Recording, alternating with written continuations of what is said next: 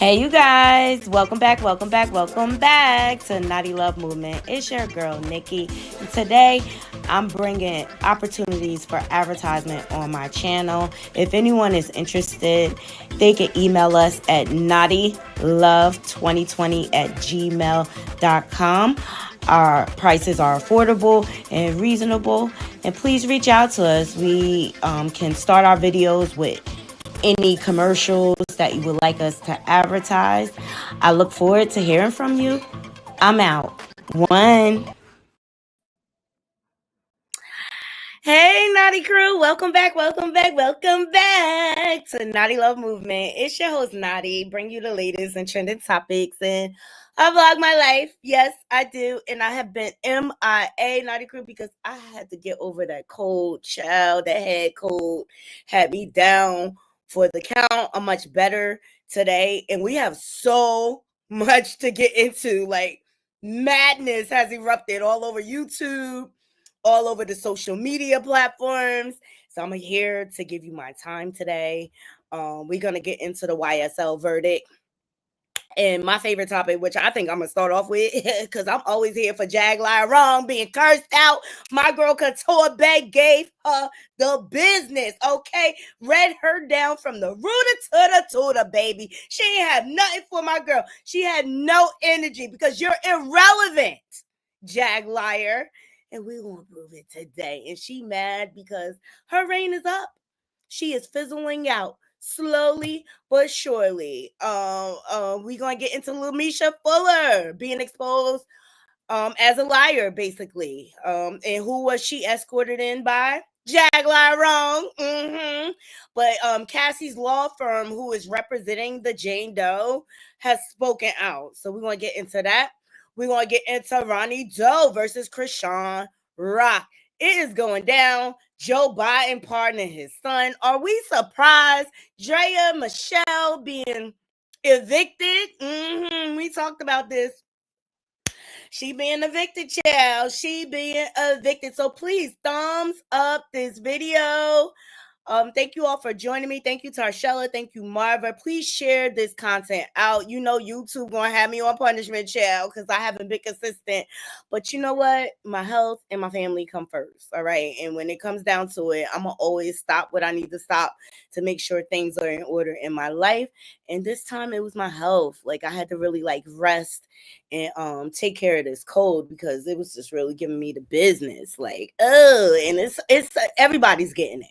Everybody's getting it. All right. So now we're back. Okay. We're back. Shout out to all of my naughty crew, even the people in the bushes. Please thumbs up this video. Okay. Thumbs up the video. Donations are definitely appreciated. Okay. All of these things help me get into the algorithm. So like when you send super chats, super stickers, that lets YouTube know that we're here. That acknowledges like, oh, we somebody over here, even though Jaguar, I think we nobodies. But we gonna prove to you a nobody. Check.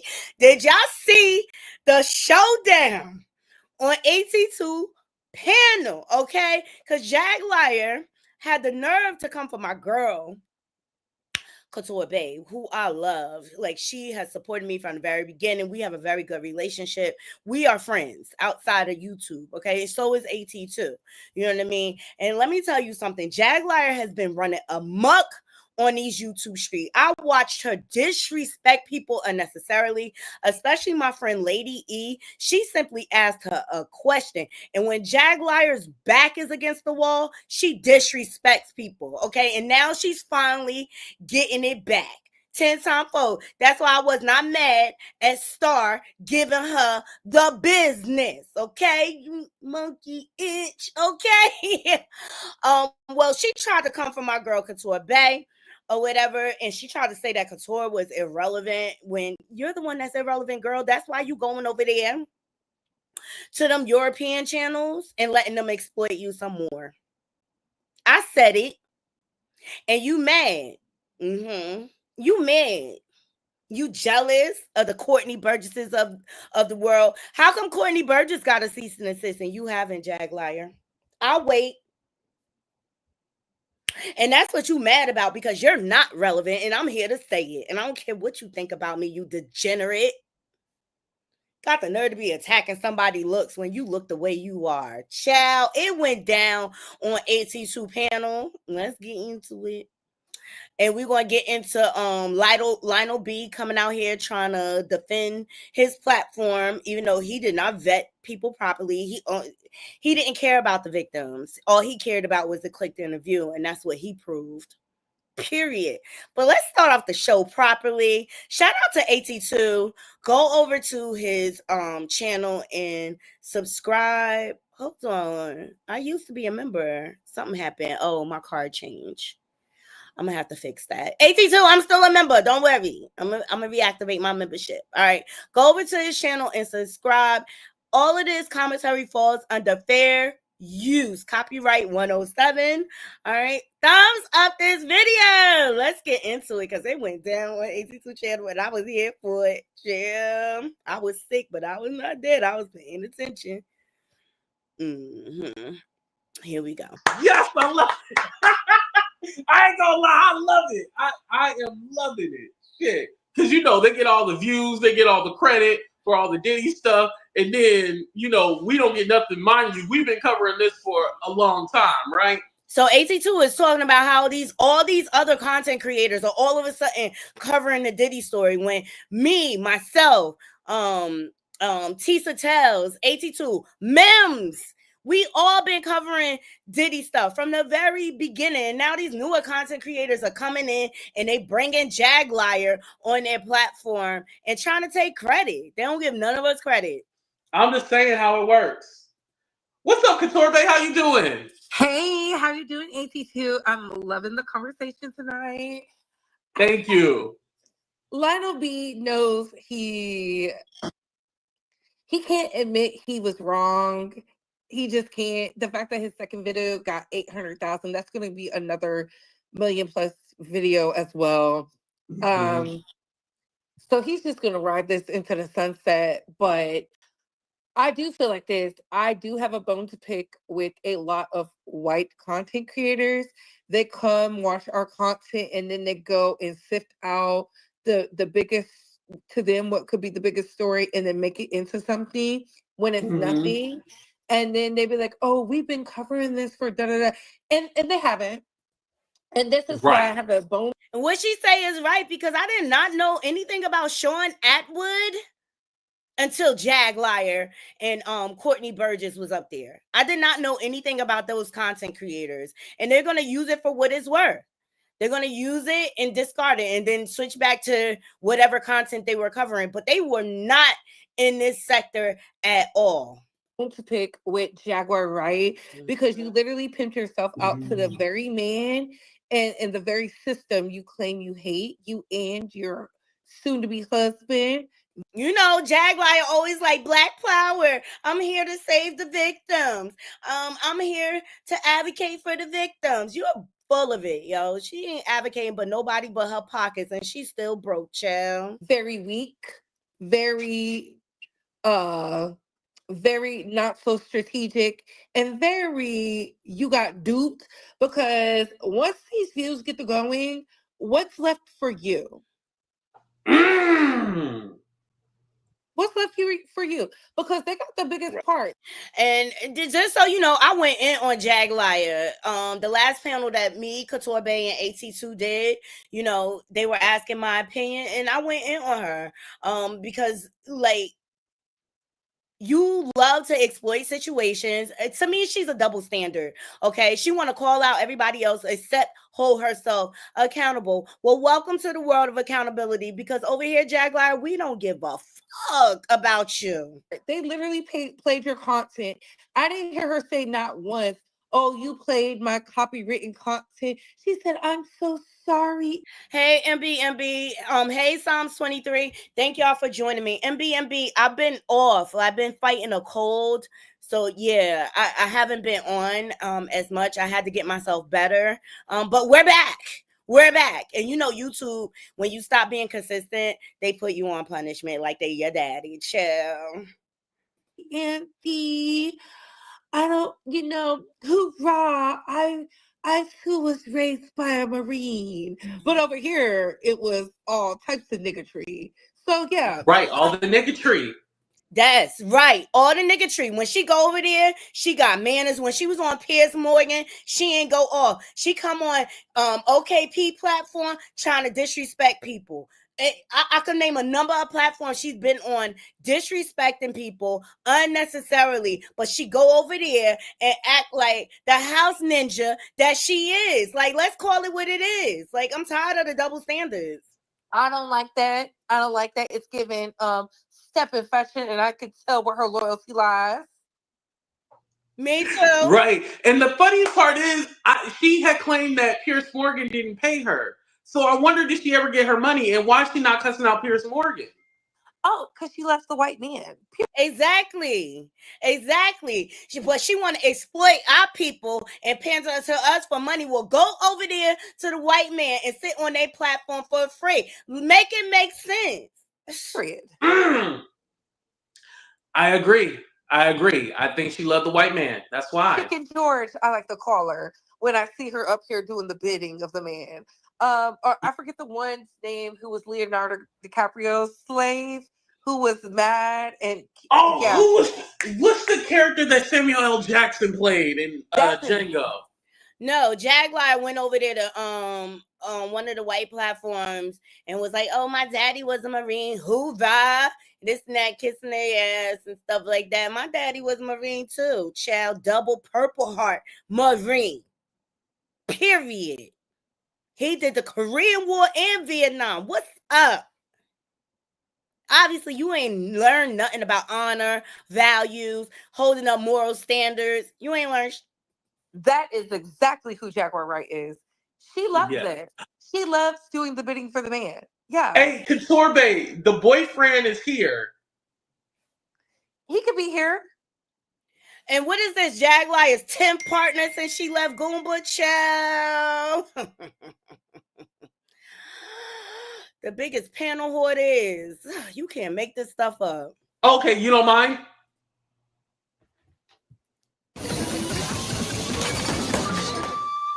Fortnite Chapter 6 Start. Stop. Please thumbs up this video. We are getting into the sauce. Couture Bay handed Jaguar her ass. All right, here we go. What's good? Wolfgang? What's good? Hello, thank you for coming on the show. Not really, but thank you. Yeah, All right. I was loving your Captain EO shades, you funny looking ass, man. Hey, no, look, man. I heard you mention my name. That's why I was like, wait, what? Because I'm over. We're actually handling some business, and then you. Okay, fanboy. We know you watching. Mm-hmm. I chimed in earlier because I was like, let me see what AT2 is talking about. So I do listen to you just to see what you're talking about. And you mentioned my name. I don't know what you mentioned it for, but then I see you on the topic of her going on so-called white platforms and they're acting, from Europe. They're white. Okay, they're clear.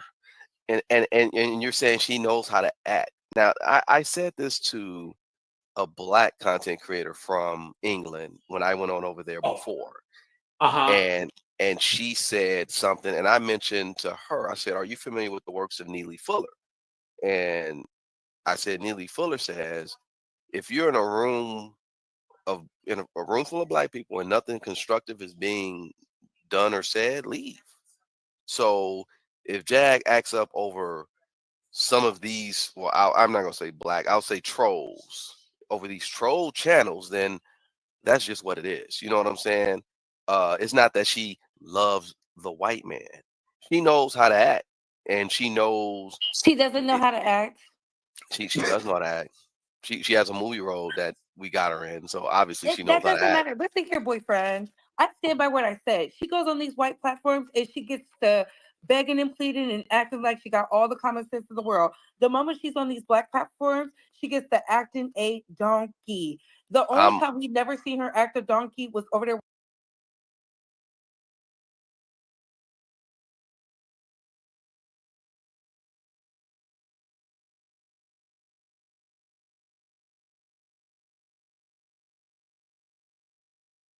Facts. Over here, good morning, Chantel.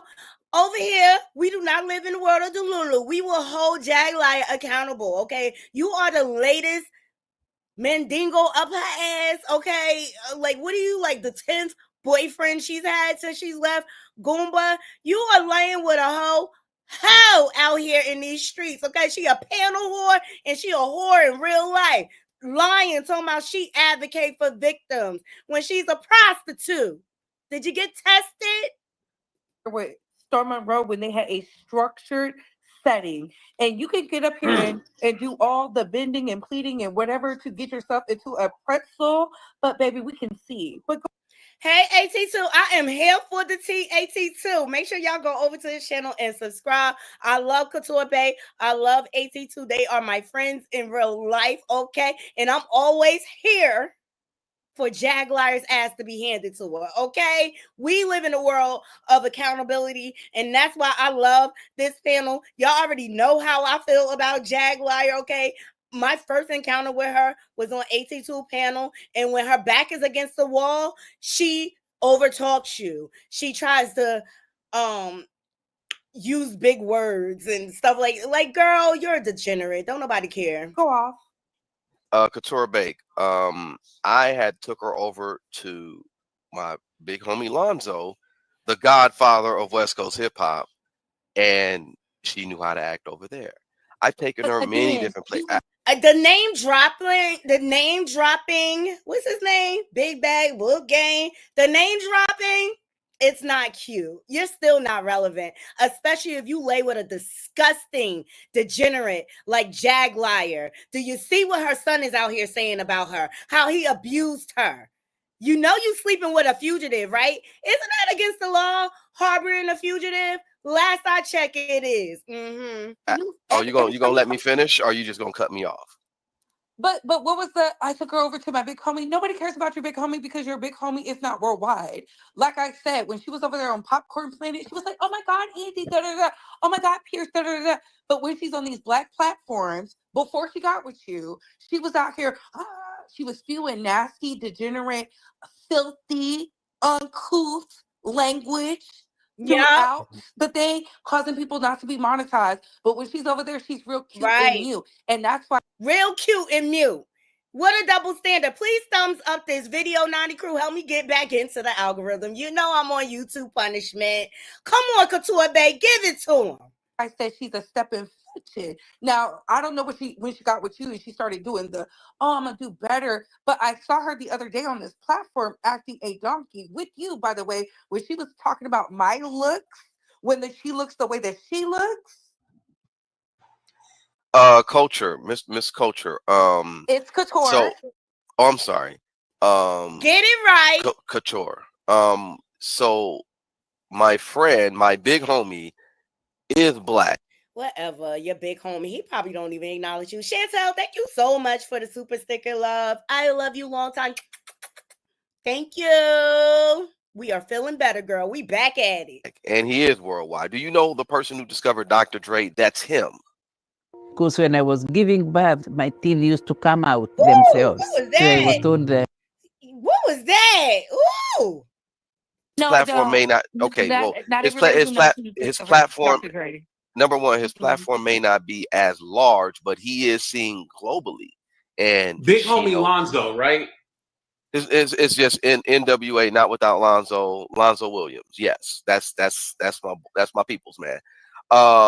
She knows how to act. The thing is when I brought up the Neely Fuller statement. She only know how to act when she medicated, and she is off her meds. And sir, if you really cared about this woman, you'll be encouraging her to turn herself in. Yes. Thank you, Psalms 23. Thank you. Another brokey acting relevant. Absolutely. And we're going to get into the chain of brokies that she ushered onto YouTube. Okay, let's talk about it. Let's talk about it. Statement, or that what he said about being in a room full of black people and it's not constructive, leave. That's just my motto. All I'll say is some of these black platforms or some of these so-called black platforms, they just don't know how to act. You know what I'm saying? So, but here's my thing. I would get it if like somebody is calling you the B word and they're coming at you. Yeah, I don't expect you to be nice to them. I expect a battle. But if I'm just all like, hey, let's have a conversation, and you automatically going off and calling me names, like when you came in my chat, that is Jaguar. That's what she does all the time. You want to know why? Because she doesn't like to be held accountable. Sam Sr. was on AT2 platform.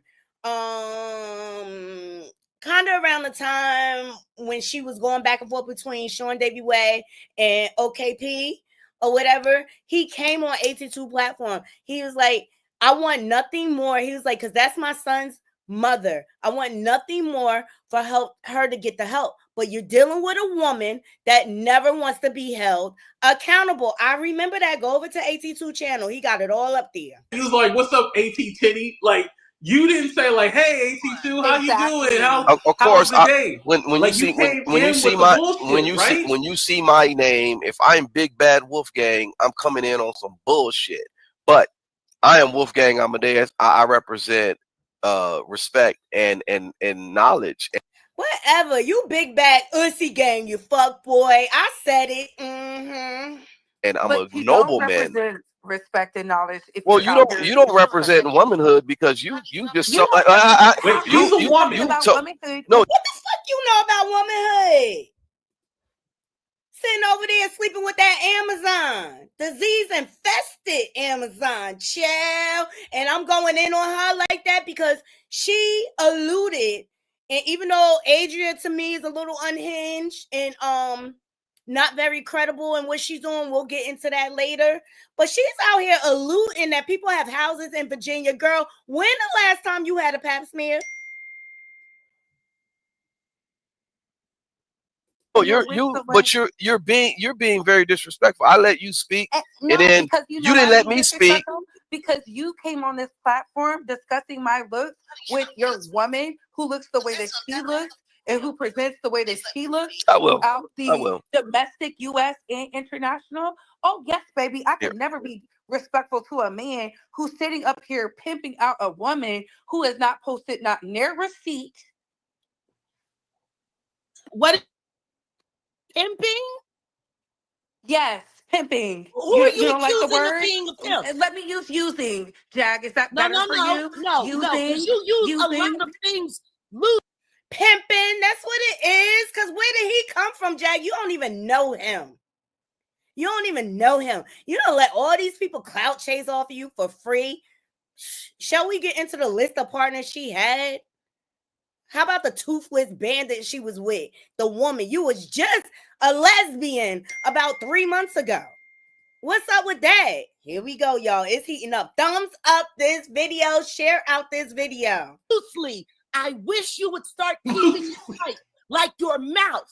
Because we know your pussy. Baby, you don't even watch your mouth. So you could never tell me to watch my mouth. You can never tell me to watch my mouth. You don't watch your mouth. All you do is cuss and scream. All you do is cuss and scream. Understand this. You're a lying cunt. And nobody gives a fuck. And I hope Lionel B's money buys you a better Clearly wig. you do. I hope Lionel B's money gets you a better wig. Do what you gotta do, baby. Let me tell you something. And then she want to throw out, you working with Lionel B. Let me tell you something. Me, AT2, Couture Bay, Jovi Beauty, Voodoo. Okay, we get it out the mud. We grind the right way. We don't have to do what you do. Panel whore, panel hop. You know what I mean? Latch on to people. We building our platforms naturally and organically. You want to know why? Because we know we're entertaining. People flock to us naturally. Unlike you degenerate. Share this out. Don't nobody give no fuck. Attention retirees. If you're willing to be at your computer from 9 a.m. to 10:45 a.m. on most weekdays, I can show you one simple trade that everybody is over here running this information for Lionel B. Clearly you do. Clearly you do. Let me tell you maybe something. You didn't hear Jackie. it. Maybe I should explain it. To this little fat wildebeest one more time. Learn to pimp yourself. That's okay. So that way you can have wait money for you and because you're doing too much. You're a nobody. and you're doing too much. No, you're a nobody degenerate. That's why you have to latch on to other people to try to become successful, but it's still an epic fail. Said what I said. You're a failure, Jaguar. I'm not cussed at you. Not you're once. a nobody, and you're not doing once. too much. You are not a nobody. Nobody. Says the woman that can't even hold on to her YouTube channel. How many YouTube channels you been through, Jaguar? Okay. Mm-hmm. You're a nobody. You're a nobody. Really? You're a nobody. What the fuck are you talking about me, bitch? You're somebody who will do anything to get back in the same circles you say that right now. That's what you said. How about you cam up right now? Why do I need to cam up? How you gonna ask somebody to cam up when you not even cammed up? Girl, bye. You the hypocrisy, it kills me. You ain't camera ready. Jaguar. I bet you're not. You already know ready. Couture Bay is beautiful. Why are you acting like Couture Bay is I ugly? bet like I said, you're not camera ready the way that you right look. now. You look the way that you look. And Andre Turner Jr. You tell It's the Chatty second. Patty. It's the second. You tell, it's not you tell Junior. Patrice Garner. It doesn't matter what y'all do. All of you are going to crash. No, bitch, you going to crash and burn. That's what's happening. Psalms 23. Thank you for the generous super chat. She said, I will kick Jag her arse up and down 35 West and 35 North on God. Girl, you are hated by the world. You are hated by the world. She's done too much. Thank you so much. Thank you so much. I appreciate you. Patrice is in the chat. She's not on panel. Couture Bay is addressing you. Period. She's a fucking nobody. You're a fucking nobody. How about that, Andre Turner? How about that, bitch? Andre Turner Jr. Go ahead, Bree. Give it to her, Bree. So you messing with that New Orleans. Okay, them New Orleans girls are different. All right? They don't be taking no mess. They real spiritual. She should have known better than coming for my girl, Bree. She should have known better. Come on, Bree. I'm talking to you. Okay, Jacqueline Suzette Wright. Jacqueline Suzette Wright. Do you like when I say that? Jacqueline Suzette Wright. What kind of name is Suzette? Bitch, you sound like you 100 years old with the last name Suzette. French. My whole name is all you ever do is overtalk people. And you know, the other thing, I don't even like how she coming up on AT2 panel. See, she be trying to act like AT2 a punk. AT2 is not a punk. AT2 was the one content creator that treated you with dignity and respect. And you went behind his back and started plotting and scheming. All right? Because people like her, they don't know how to receive people that are good to them. Because they're so broken. They don't know how to receive people. But stop trying to punk people like you can't get it, Jaguar. Like, please, girl. Dirt, mud, water. It ain't no goddamn print. I came here and you were disrespecting my fiance, talking about he's a no, he came in here disrespecting me. Actually, no. Yeah, she don't know about no Brick City. No. That's why she wasn't ready for me, okay?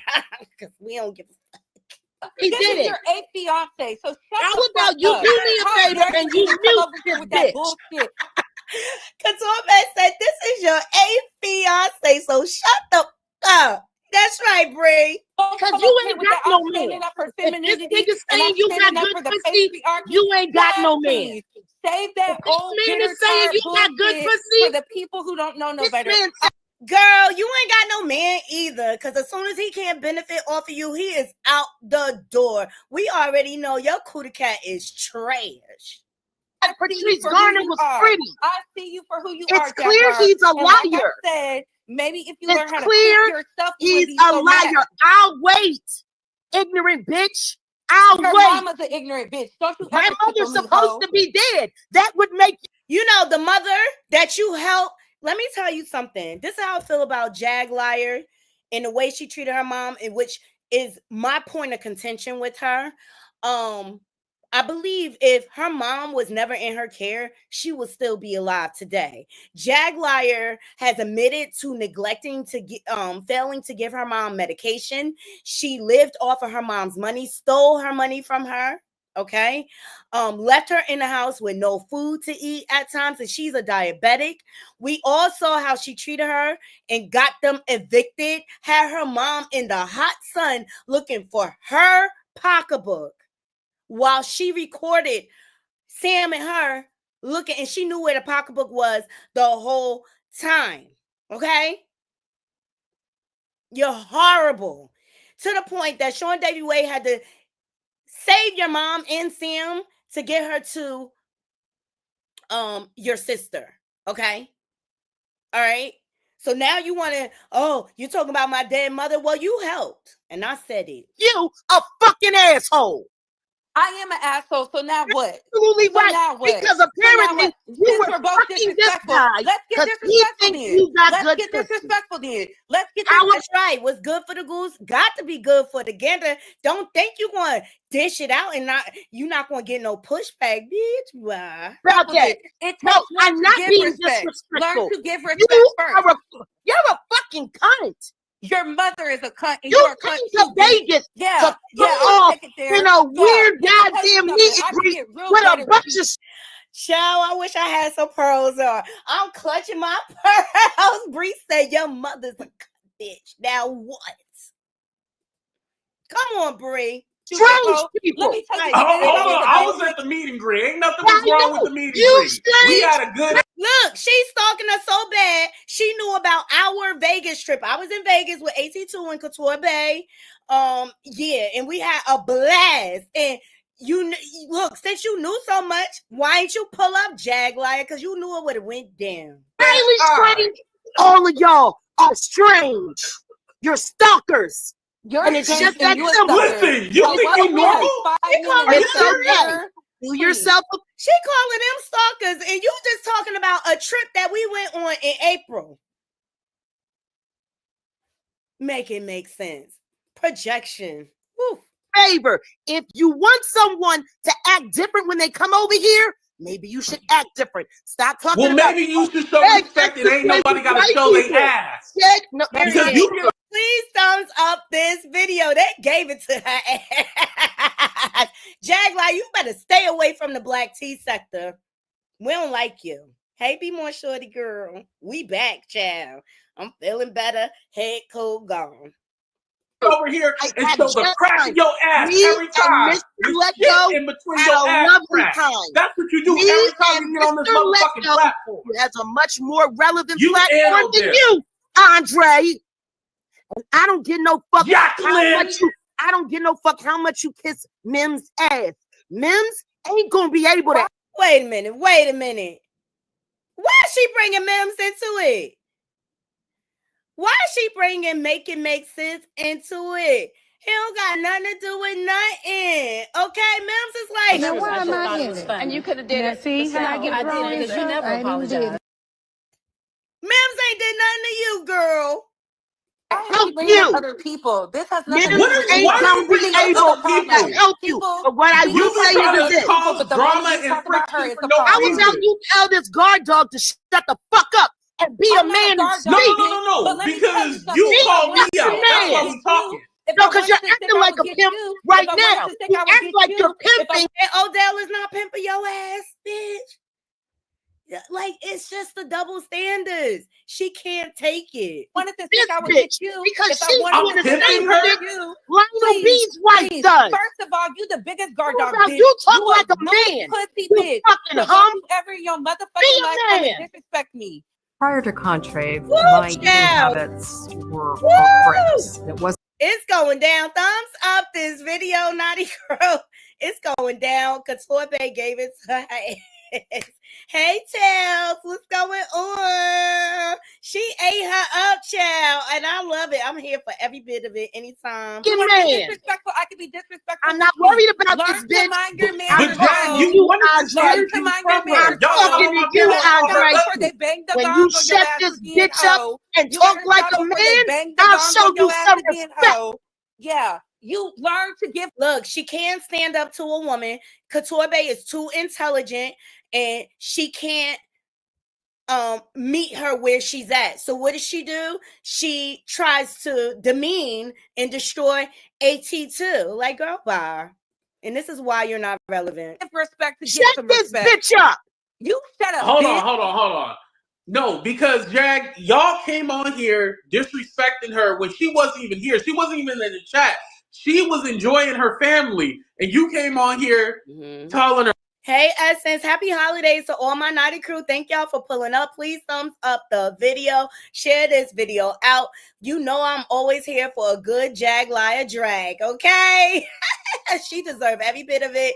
And you see, look, y'all thought I was crazy for supporting Star when he dragged her ass. She deserved every minute of it. She have been on these YouTube streets disrespecting people all over the place. And now she finally getting the energy that she put out. Now it's coming back. Her ugly and all kind of bitches and everything else. Yes, and then she had to hear through the grapevine, like, why is my name being said? Mind you, she honestly don't even care. But it's the fact that you thought you could get one over on her and think you're going to punk her. And Couture Bay is not a punk. Go ahead, Couture Bay. I'm not a punk. And I will cash up you because that was disrespectful. But let me tell you something. I'm not going to let... No, Couture Bay. You gave her the energy that she put out. Period. I don't think Couture Bay wrong at any part of this. I don't think she wrong. I don't think AT2 wrong. And that's why I stood on business when Star dragged Jaguar ass, because you cannot come on other people. You come on Black content creator platforms disrespecting us, getting us demonetized, and then you go over there to the European platforms and act like you're prim and proper. But meantime, they haven't done their research to see all the fuckery you've been doing, okay? And how you've been prostituting yourself and being a panel whore all over these YouTube streets. You unhinged, degenerate creature. No man or woman disrespect me. She came over here like a sickum dog that she is for her fifth fiance this year to come and do some ish. Like, please, be for real. Like I said, learn to pimp yourself out so you don't have to do the tap dancing for the men. Because when she goes on Popcorn, she would never do this. When the white women have disapproving opinions of her, she sits over there and I'm like, well, I don't understand why y'all don't understand. I've seen you. See, that's the problem. She acts like we don't have 2 eyes and 2 ears. I have 2 eyes and 2 ears. I believe everything they say about you. And the problem with Jaguar Wright is you do have immense talent. You can sing. But the problem is you're a nasty, vile woman from the inside out. And you spoke on my looks. Like I told your man, your king, you're my man, my pat, my dad. Like I said, how dare you speak on my looks when you look the way you look?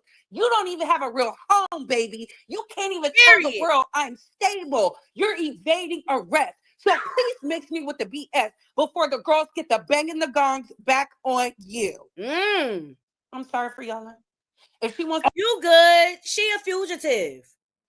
You and Odell, you're harboring a fugitive.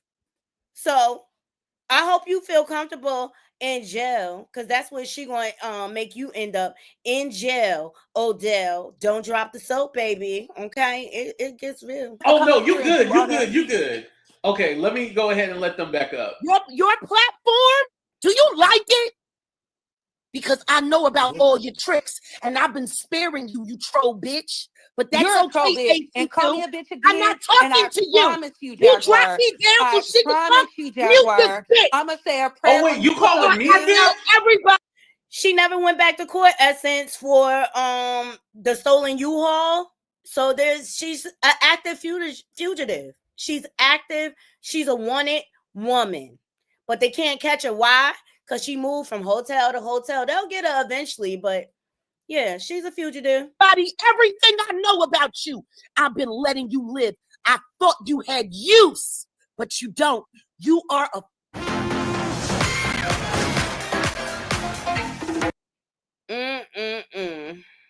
Let's AT2 get his money, okay?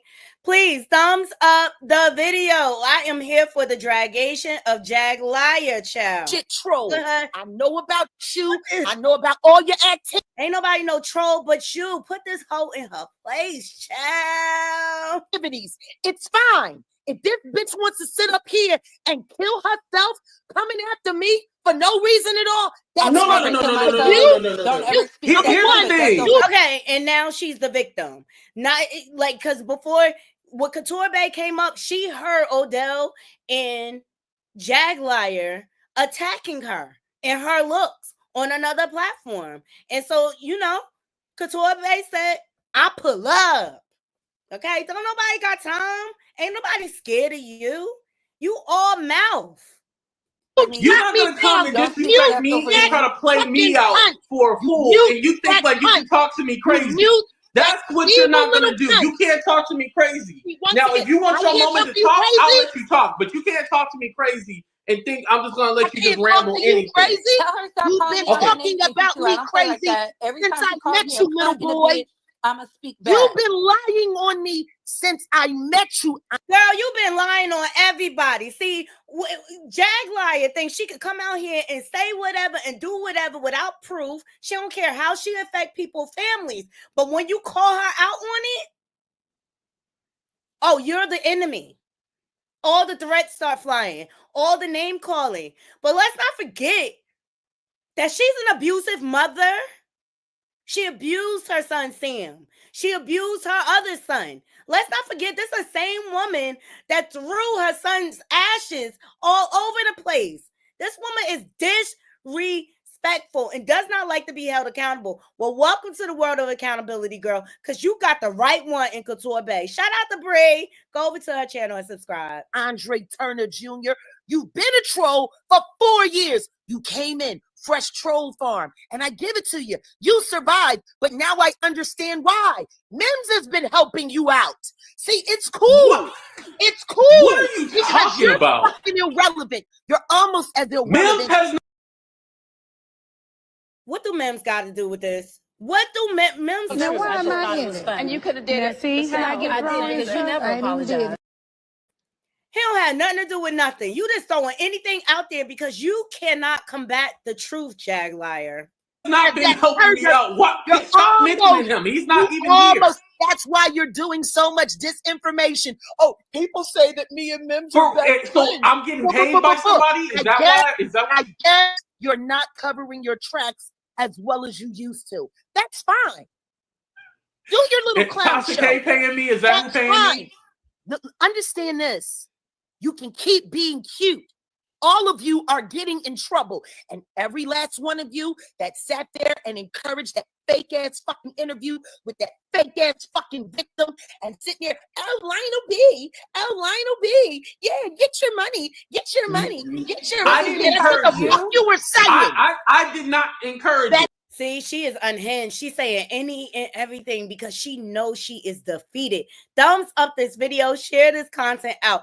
This is classic Jaguar when her back is against the wall. Okay. And see, AT2 is not no punk. Couture Bay is not no punk. And you're not going to just be able to say any and everything. And that's what she's mad about right now because her little shining star in the YouTube streets is fizzling out. I had questions from the beginning. You obviously wasn't watching. Number one, no, I was listening to your little guard dog sitting there promoting him. First of all, that's okay. I'm not a because guard dog. maybe Couture Bay never believed it.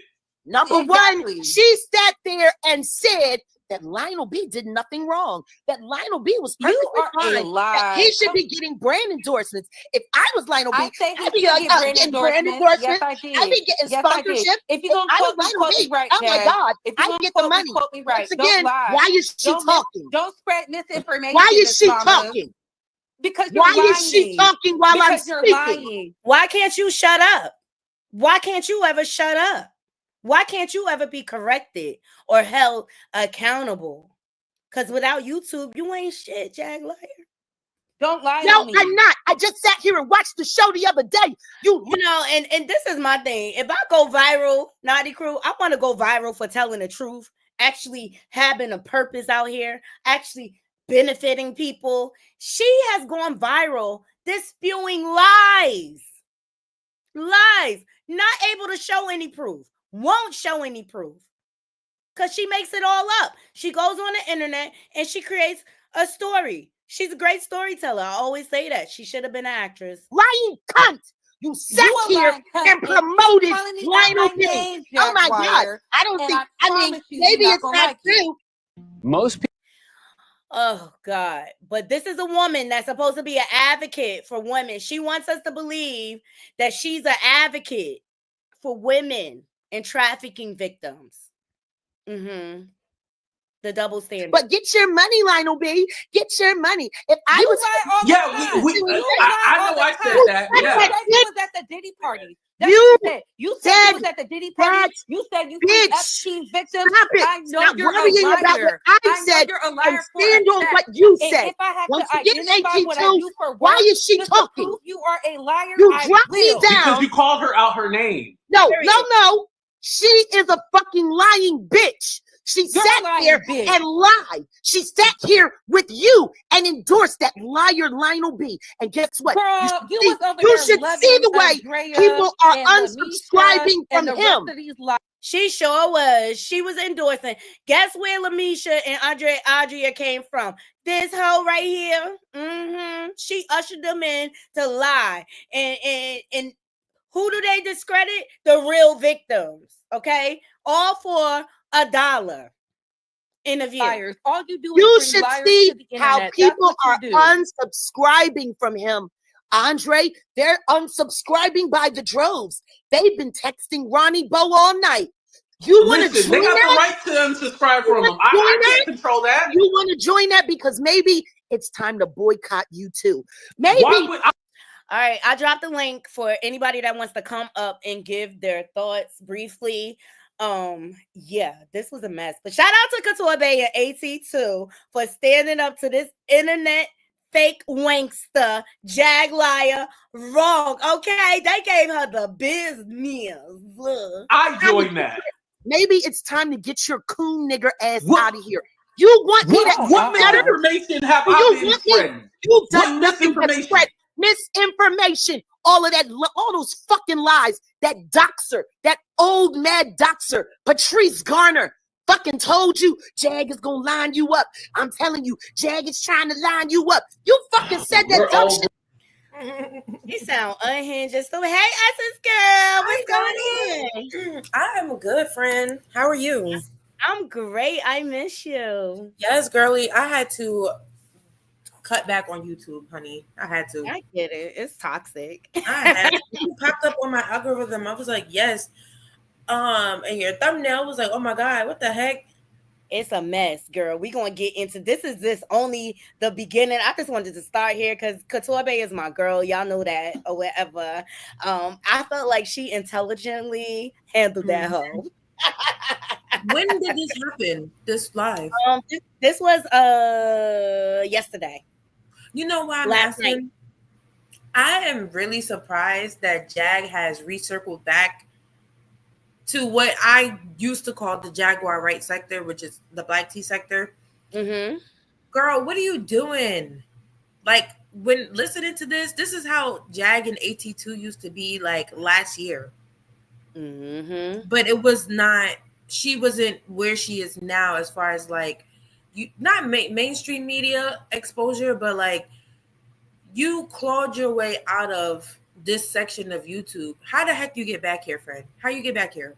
By getting discredited on Piers Morgan, you idiot. Like, even me, because I'm not a big fan of Jag. I'm like, damn, she made it to Piers Morgan. That's global, right? And you go in there, you act a whole freaking fool or whatever. And so then you start pandering to all of these European platforms, right? And you go up there and act like you went to a charm school and shit, right? Mm-hmm. Now all of a sudden you got manners and stuff, but when you was coming over here to all of the platforms, Perry, AT2, OKP, he was acting a whole plum fool. Am I lying, Essence? Because you're not. And you bring up a very valid point, because I had been tapped out almost completely, and starting to see Jaguar cross over to the white people. I said, this is giving very much self-hatred.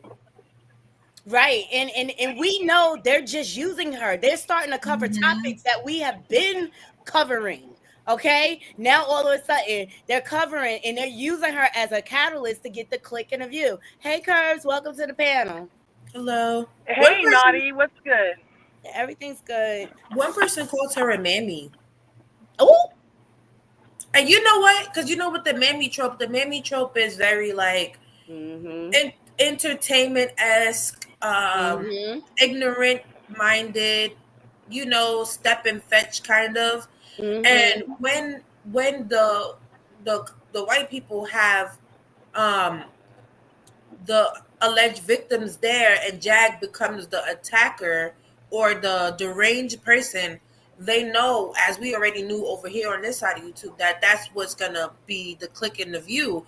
Right. But you're doing that as a form of entertainment for a not even her doing it for us is ignorant, honestly. Right. But you're doing it because you want to be accepted or featured in other areas, that are basically whiteness. So yeah, baby, I agree with the mammy trope. And for her to come back to AT2 is like, you really down bad. No shade. That's not shade at all. But it's like, what are you doing over here causing issues? Like, Jag hasn't been in the black tea sector in a long time.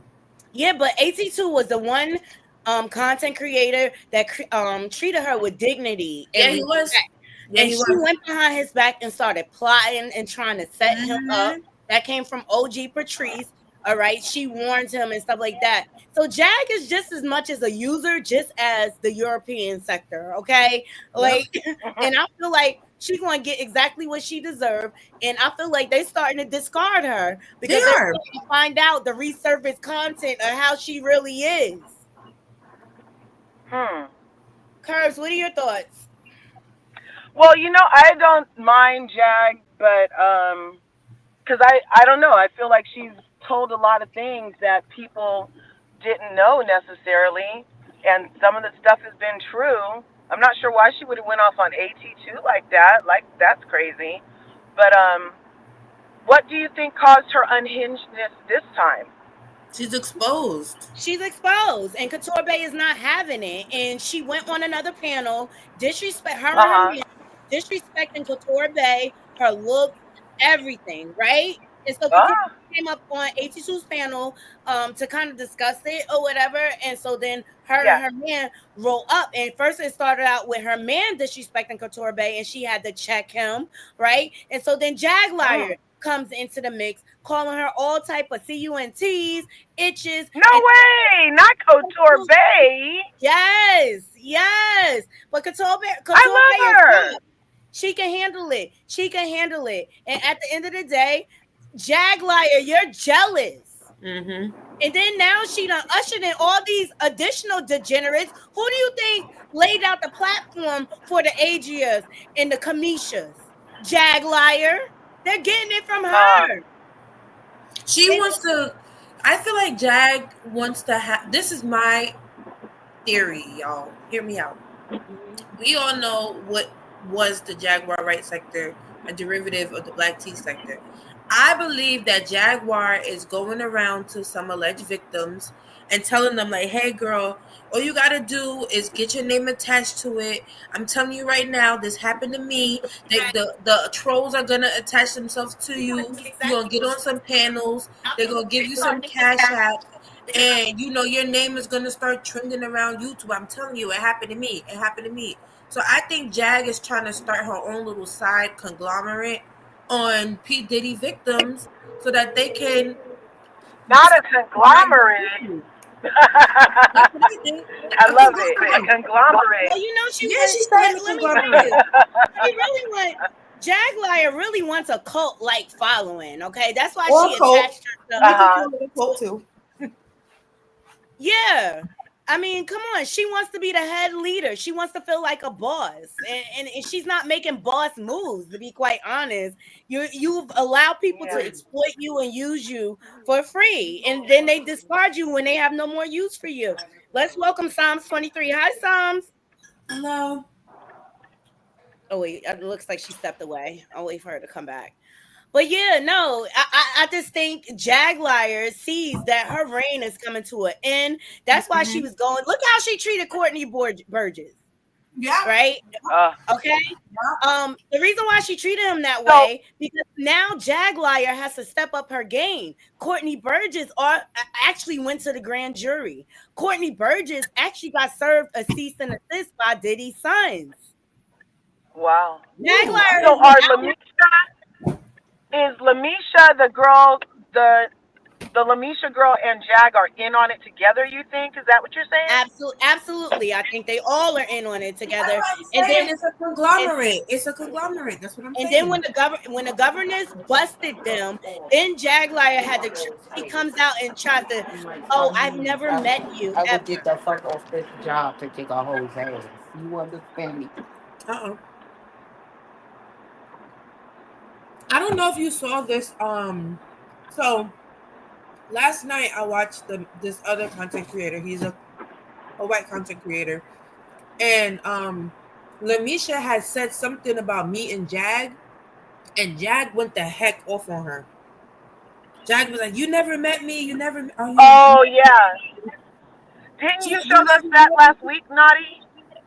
Yeah, I showed you that. Hi, hey, Tom. Yeah.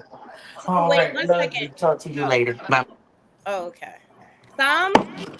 Yes, I am here. Hi, welcome to the panel. What are your thoughts? Yes, I was so surprised. Let me cut off my other phone because you know I multitask. I tell y'all I'm giving y'all that Jaguar broke look.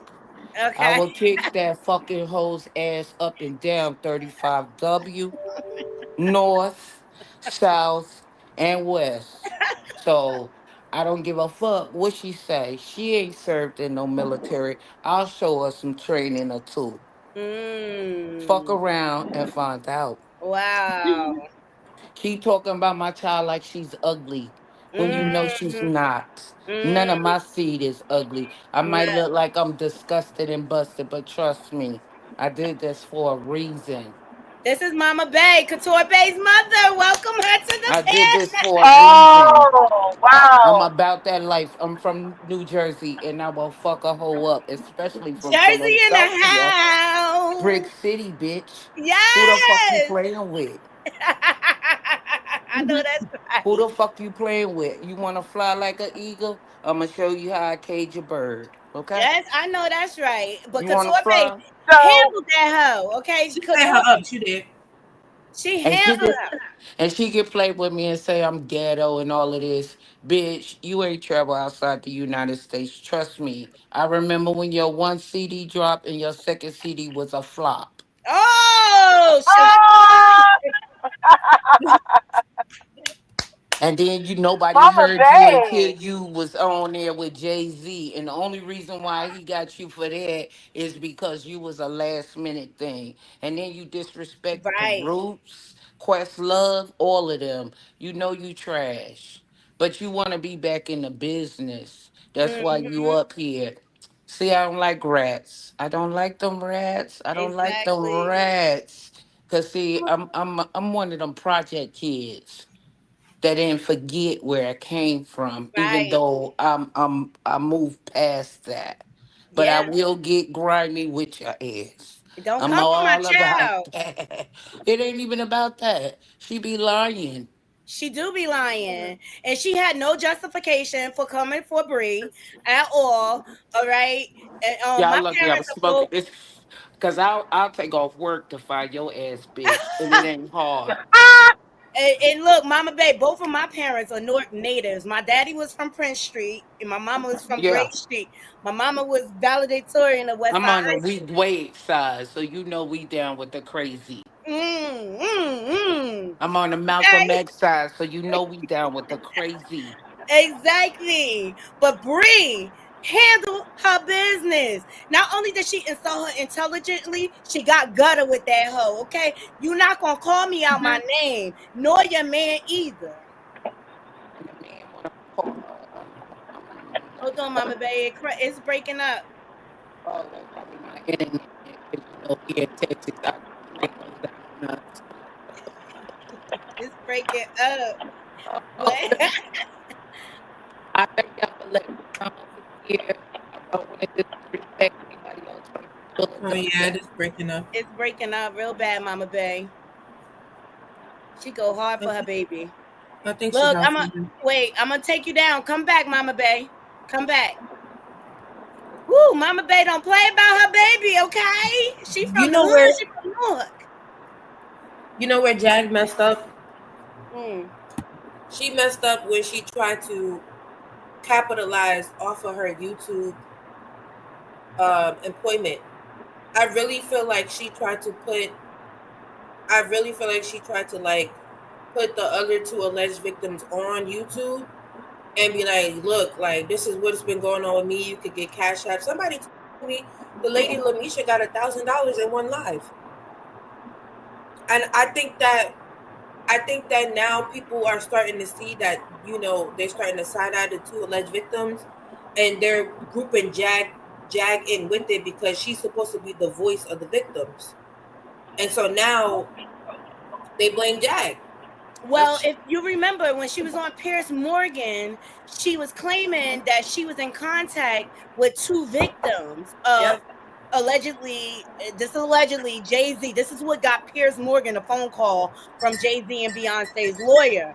And I feel like she felt like she had to follow through with what she put out there, and she ushered in these two people, mentally unstable, addicted people. I'll put it like that. But speaking of Lemesha, you know, the law firms that is representing Jane Doe has spoken out.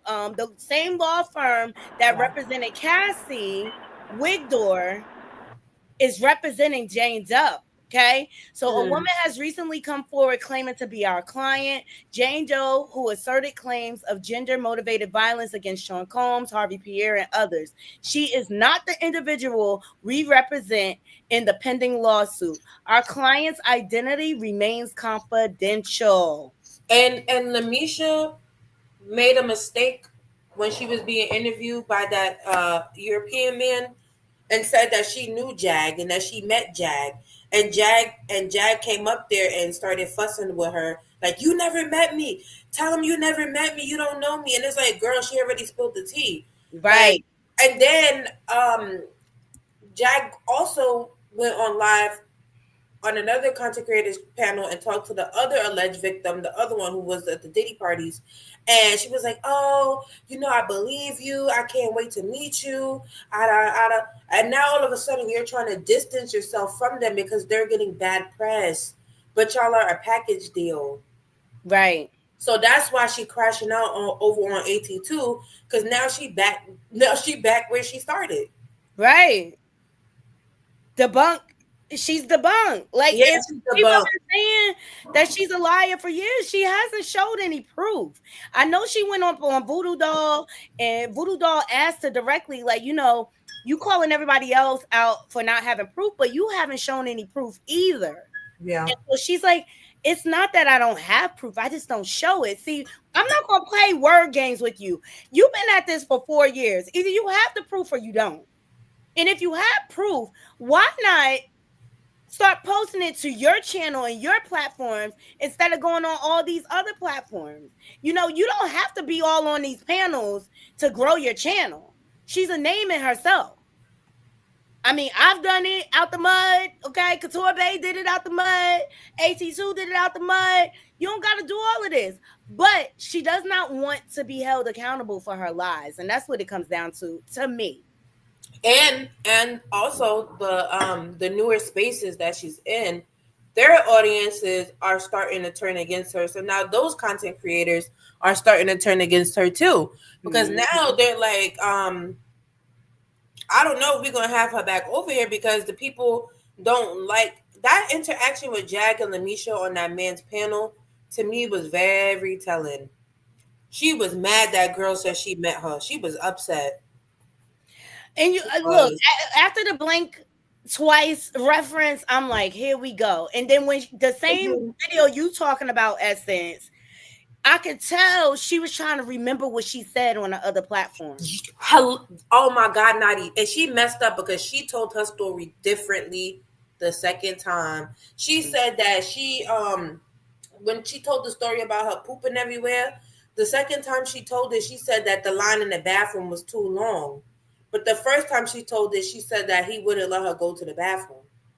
And look, any victim that has a story, they don't have to think that hard to tell their story. It's going to be second nature to them. She didn't seem as traumatized when she told it the second time either. Right.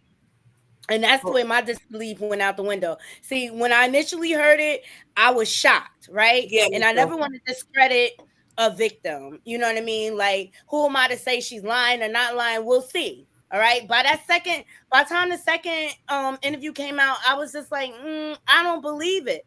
Now I have Lionel B. He's addressing all of this because he's the one that gave these ladies a platform. Yeah. What he said? Okay. This is his backhanded apology, if you ask me. What he apologizing for? Exactly. Here we go. I literally had no Let's get into this. But as content creators, this is where you need to be careful. It's come to my attention over the validity of allegations and claims made by Lemesha in some of our viral interviews.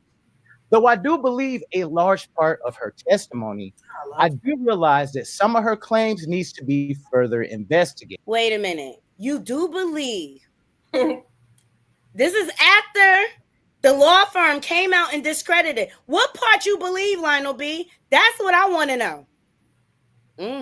Okay. Now, Cassie's law firm released a statement via Twitter X that it's not Lemesha in the D&G shirt, although she claims that it is her.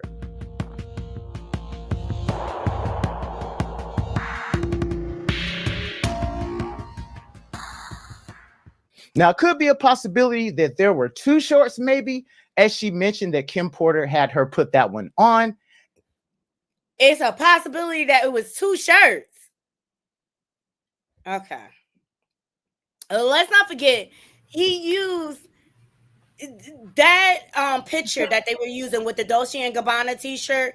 That's public record, right? And I just started to see after the fact, like, why she can't show the picture with her face, right? It's blurred out, and then you have her, the one where she is supposed to be her laid out on that table. Can't see the face, right?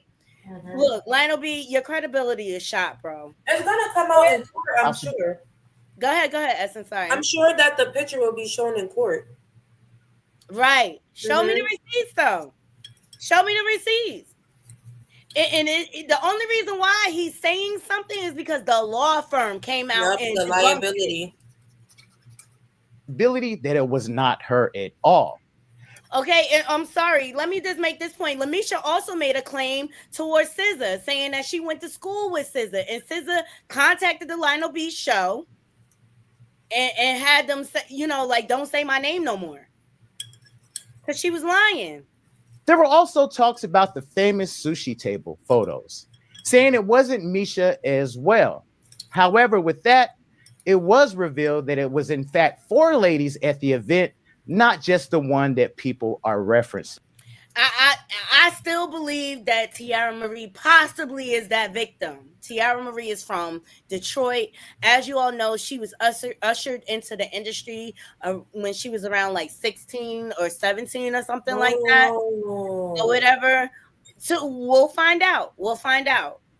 And I always believed that the Jane Doe was her. And then here come Lionel B. And come to find out, Lemesha only lived in Texas. And Lemesha sent a screenshot of the one that was allegedly her, and to me, it looks like her in that photo. Again, we will be investigating this subject matter thoroughly as well, getting the authorities involved to perform the proper testing and also correct procedures. What testing? Now, a lot of y'all... Why wouldn't you do the testing before you bring her out on the platform? Because you didn't really care about the victim. You cared about the click and the view. I mean, I just respect him more if he'll just keep it 100. Hold on, Nadi, wait a minute. This is getting really dangerous because this is an ongoing case against P. Diddy. And if these bloggers start tampering with evidence or requesting evidence to kind of like protect their platform for liability, and those documents or photos get leaked, that can definitely cause a mistrial. He don't need how you gonna test if that's her in the photo if the photo is considered evidence, right? In a civil lawsuit, and then if that photo leaks, P. Diddy got a leg to stand on for a mistrial. I think all of this is trying to get Diddy off. This is what it's given. Right. I agree. I think they trying to get Diddy out. That's what it's trying to. I believe this is like a campaign to muddy the waters, you know, so that Diddy's lawyers can say, well, it's so much misinformation. How could we possibly get a jury that's going to be biased and fair, right? Okay. Yeah. And because that's what I said about Adrian English. I was like, I feel like she's still down with Diddy. Are ready for part 3, and I assure you that it is coming soon. A failing singer has sought to He still plans on putting out a part 3. Did he say a failing singer talking about Jag? Oh yeah, we about to get into it, but I'm hung up on the fact that he's still willing to put out a part 3 to Lemesha's story after all it is.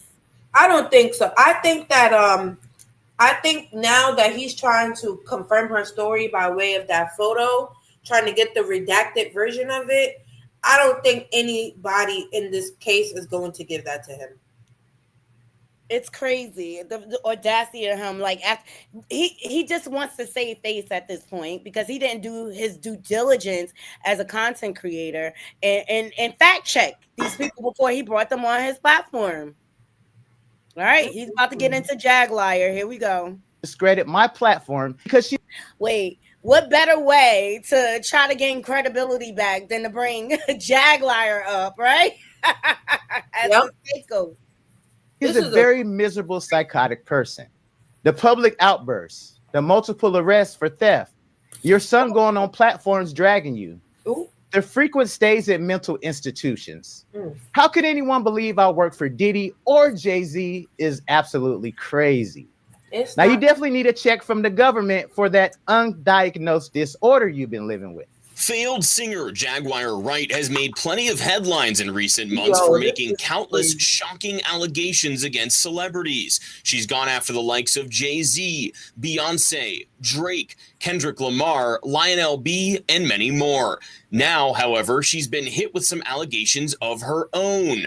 Recently, Tasha K released her interview with Wright's son, Sam Odom Jr. During the interview, he accused his mother of using him as a pawn and a shield against those she is enemies with, including other family members. According to him, she's allegedly done this in an attempt to manifest her ideal reality and become the hit star that she never was.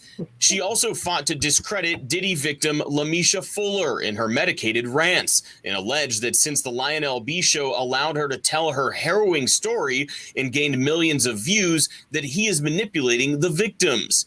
Diagnosed as a schizophrenic, her grand delusions are often ignored by everyone, except for her deranged cult following that follows her platform. She created an... Check this out. I'm going to show you how I afforded this car. Following.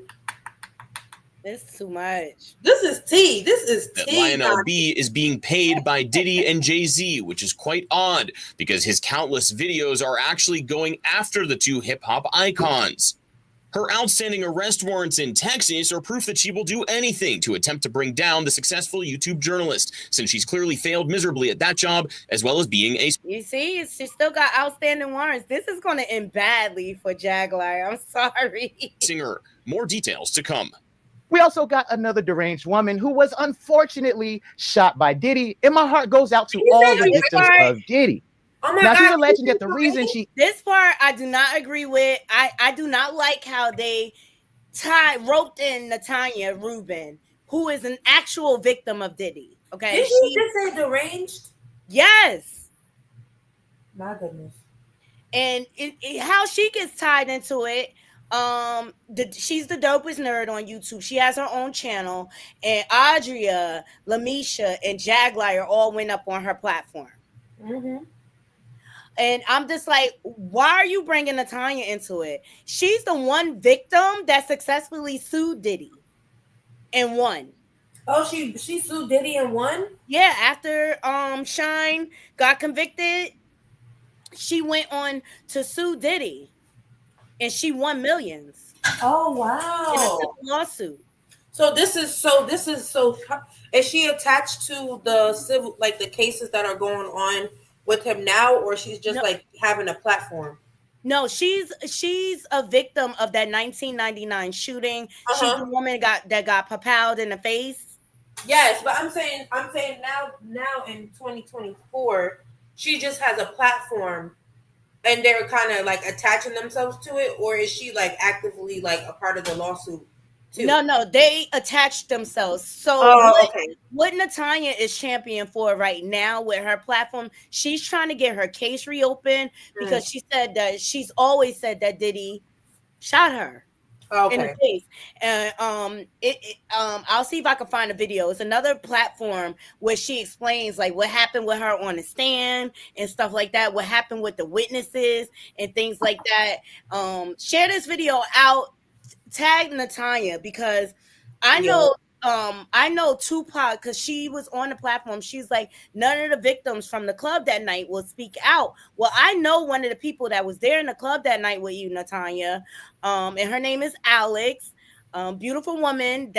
She is married to Tupac's father, Billy, and she told me what happened that night. She said she was there. Oh wow. So if Natanya, if you need me to connect you to her, I will. No problem. All right. So she's trying to get her case reopened, and Natanya's even willing to go under surgery so that because she still has fragments in her face from the gun. Like a ballistic test. Right. That's smart. Yep.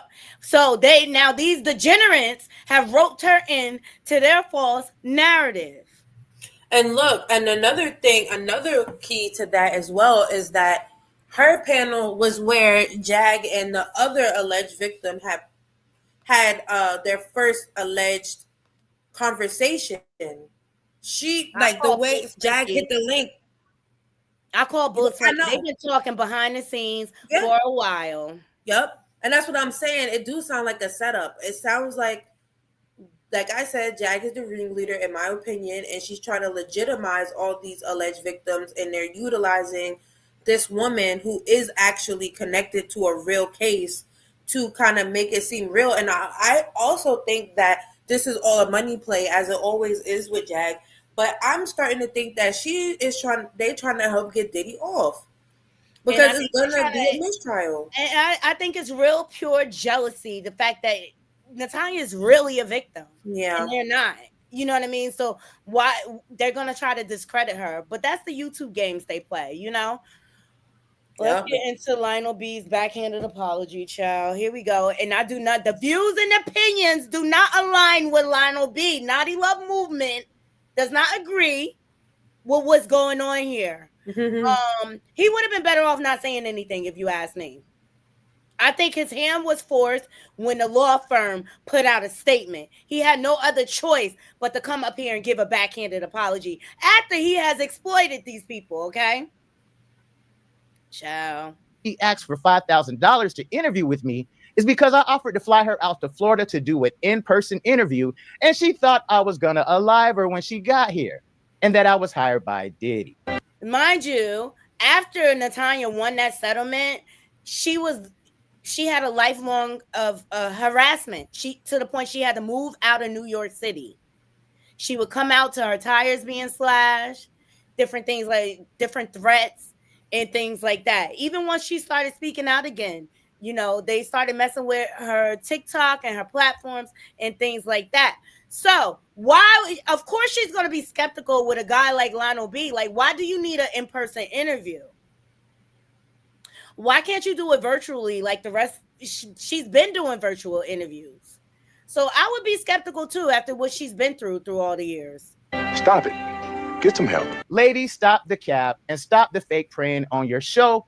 All the while you're cussing out people's mothers on your platform. Stop the cap. I offered to have her on my show so she could tell her story on a large platform in person and not a virtual interview, because I personally feel it's a better vibe when you're in the same room, and I thought it would be dope to switch up the format. He full of it.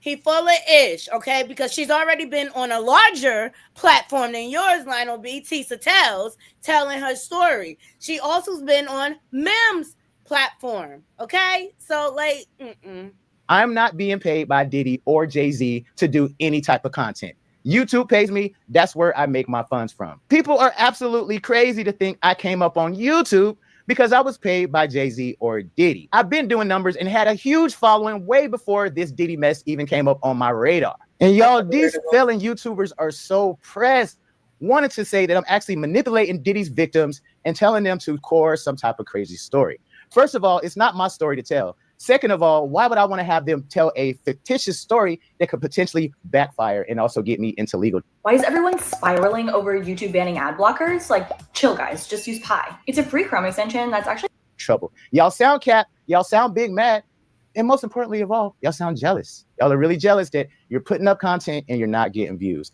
That's not Lionel B's problem. Take it up with YouTube, take it up with the algorithm, or maybe take it up with your channel that it's just not that entertaining. Now, how could I work for someone I bash on a daily? Jealous YouTubers mad at my success love to spin narratives because my channel is doing numbers and they are painting whatever negative sentiment they can come up with. And the crazy thing is, my subscribers actually went up with you keeping my name in your mouth.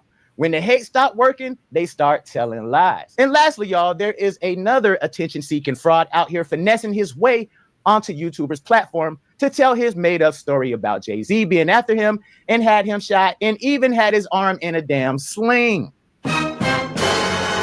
All right, I'm done with this. That's the guy that claims that he is R. Kelly's celly. When he was in Chicago, feds or There's whatever. a lot going on. Yeah, it's a lot going on. Yes, please interact with the channel. Please thumbs up this video. Couture Bay, what part are you talking about? He's not lying about. Elite Leo says, I guess she wants Diddy to pay for what he did to her, but that sounds crazy as fuck to go under the knife for some fragments. If they couldn't get them out her face, then why would they be able to now? I understand that she's a real victim, but I do feel that all that she went through has made her a little delulu. Let me see if I can find a video of her when she went on the other platform. Explaining what happened when she. And you know what? I questioned the Lionel guy's, like if he was being genuine with his interview, because it did seem very cold and distant.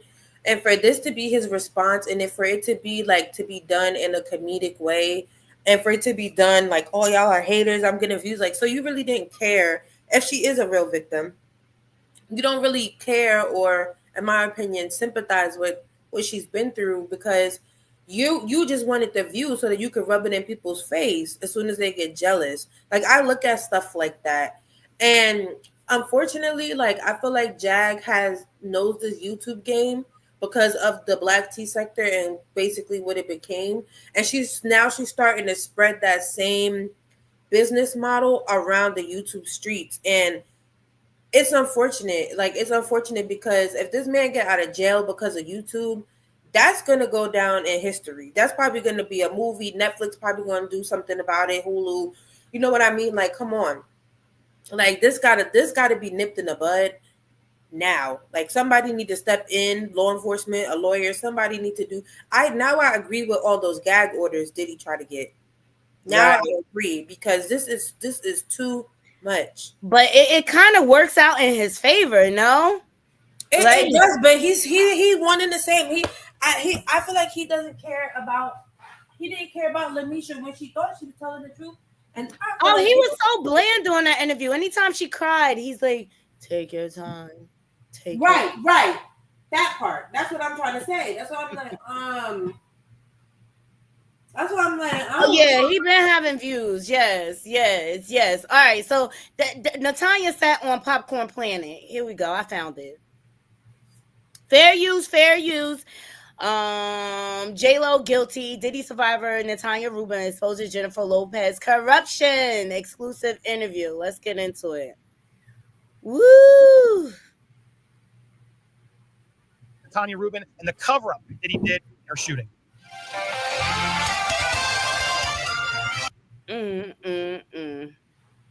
We're here. Welcome back, Natanya. How you doing? I'm well. Thank you so much for asking. Thank you for having me. I want to let Kim lead this because I didn't get you to let you talk in the last one because the story was so engrossing. I just was invested. But Kim, we're now afterwards. Set it up. What do you want to ask her?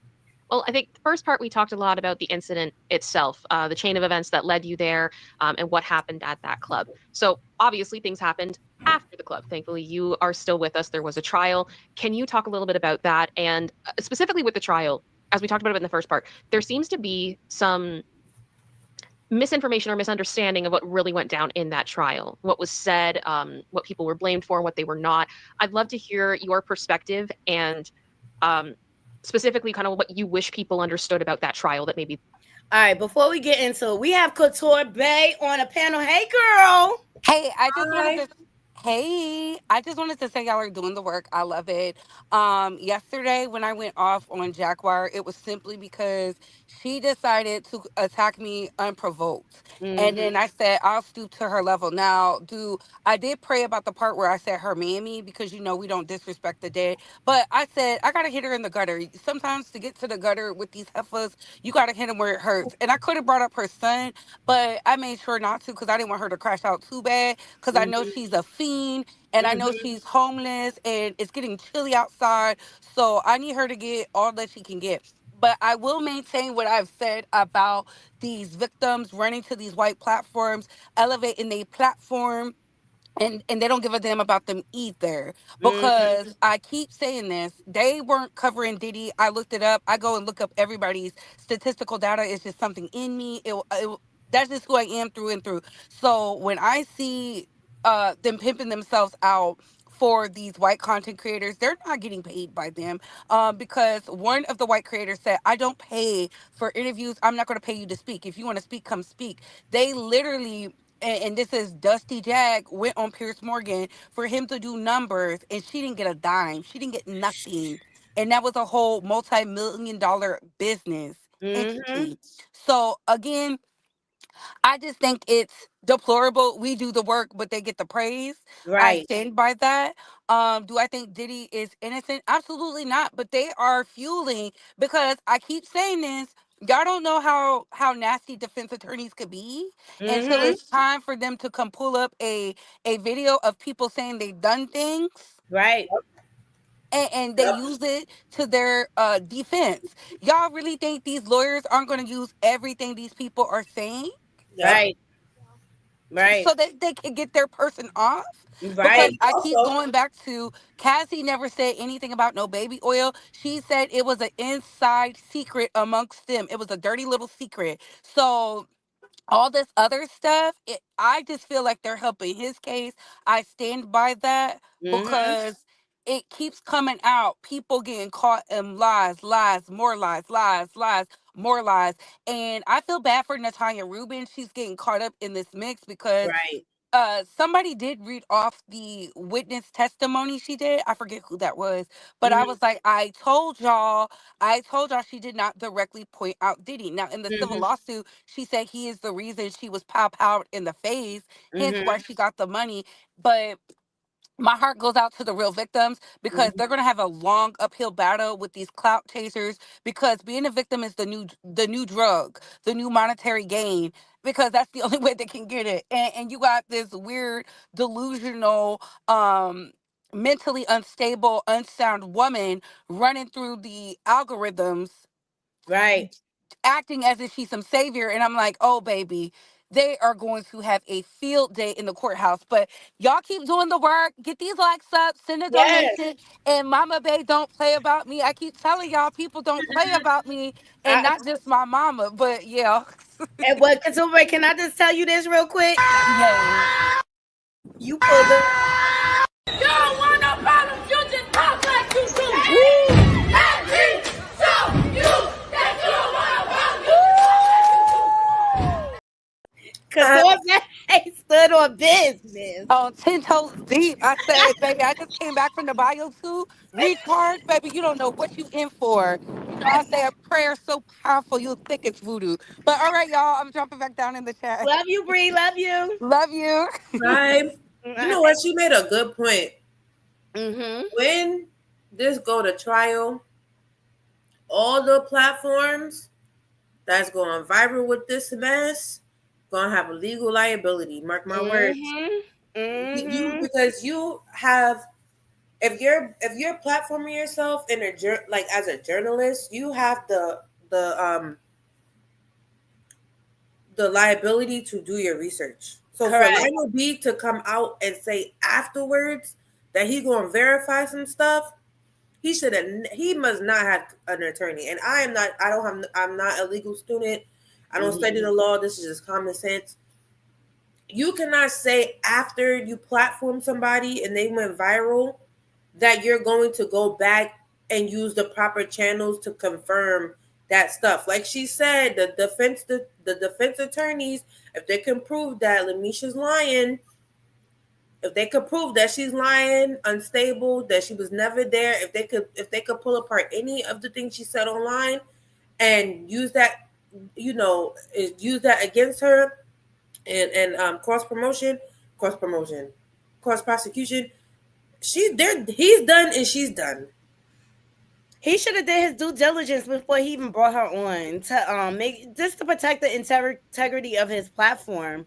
He did not do that. He barely even said anything during that whole process. He let her talk and ramble, and spew out all this venom and all because Mims debunked it. The only thing they did, and I'm sure Jaguar had everything to do with this, was go look at all the lawsuits that's public record. And she took bits and pieces from each lawsuit, and Mims connected the dots. Because Mims, he's been breaking down all the lawsuits on his channel. That's what he's been doing ever since this whole Diddy stuff been coming out. He was able to cross-reference everything Lemesha was saying and connect it to the lawsuit she got it from. In one sitting. And you know what? He should have never made that statement because he admitted to not doing his due diligence, just like you said. So y'all put one in the chat if y'all feel like Lionel B is still a credible content creator, or put a 2 in the chat if you still feel like he's credible. I just think he messed up. He's not credible. All right, let's get into Natanya. Now all of these fake victims are now trying to rope in Natanya Rubin into all of this mess. Let's hear what she has to say. They don't at this time. Certainly. So first and foremost, thank you for that. And I told you, Kim, I think you're the cat's meow. I appreciate you. So during the trial, people have this misnomer. I see people try to gaslight survivor victims online. There's this whole, well, why didn't you say anything back then? I always say, Gen Z and Gen Alphas, sit this out. Go that way. I did. I absolutely did. I was a star witness for the trial. I told the EMT. I told my sister who I called from the hospital. I told the doctors. I told the surgeon. I told everybody what happened to me and who did it. Puffy shot me in the face. During the trial, of course, there was a long period of investigation. I got shot December 27th, 1999. The trial didn't take place till 2001. And it was a relatively 7.5 week trial. During the trial, a lot took place. Agendas were already afoot. I mean, even from the very day that the shooting took place, because if you notice their mugshots, only Shine truly has a mugshot. Puffy and J-Lo, Puffy's in front of a concrete wall, J-Lo is in front of a bulletin board in some old t-shirts. Now, I want everyone to think that was the night of the shooting. You don't think at Christmas time, Puffy and J-Lo went out in some old raggedy t-shirts, right? No, there was already a agenda afoot to conceal what they had on, to try to sway the minds of people, to throw your memory off, but they couldn't throw my memory off.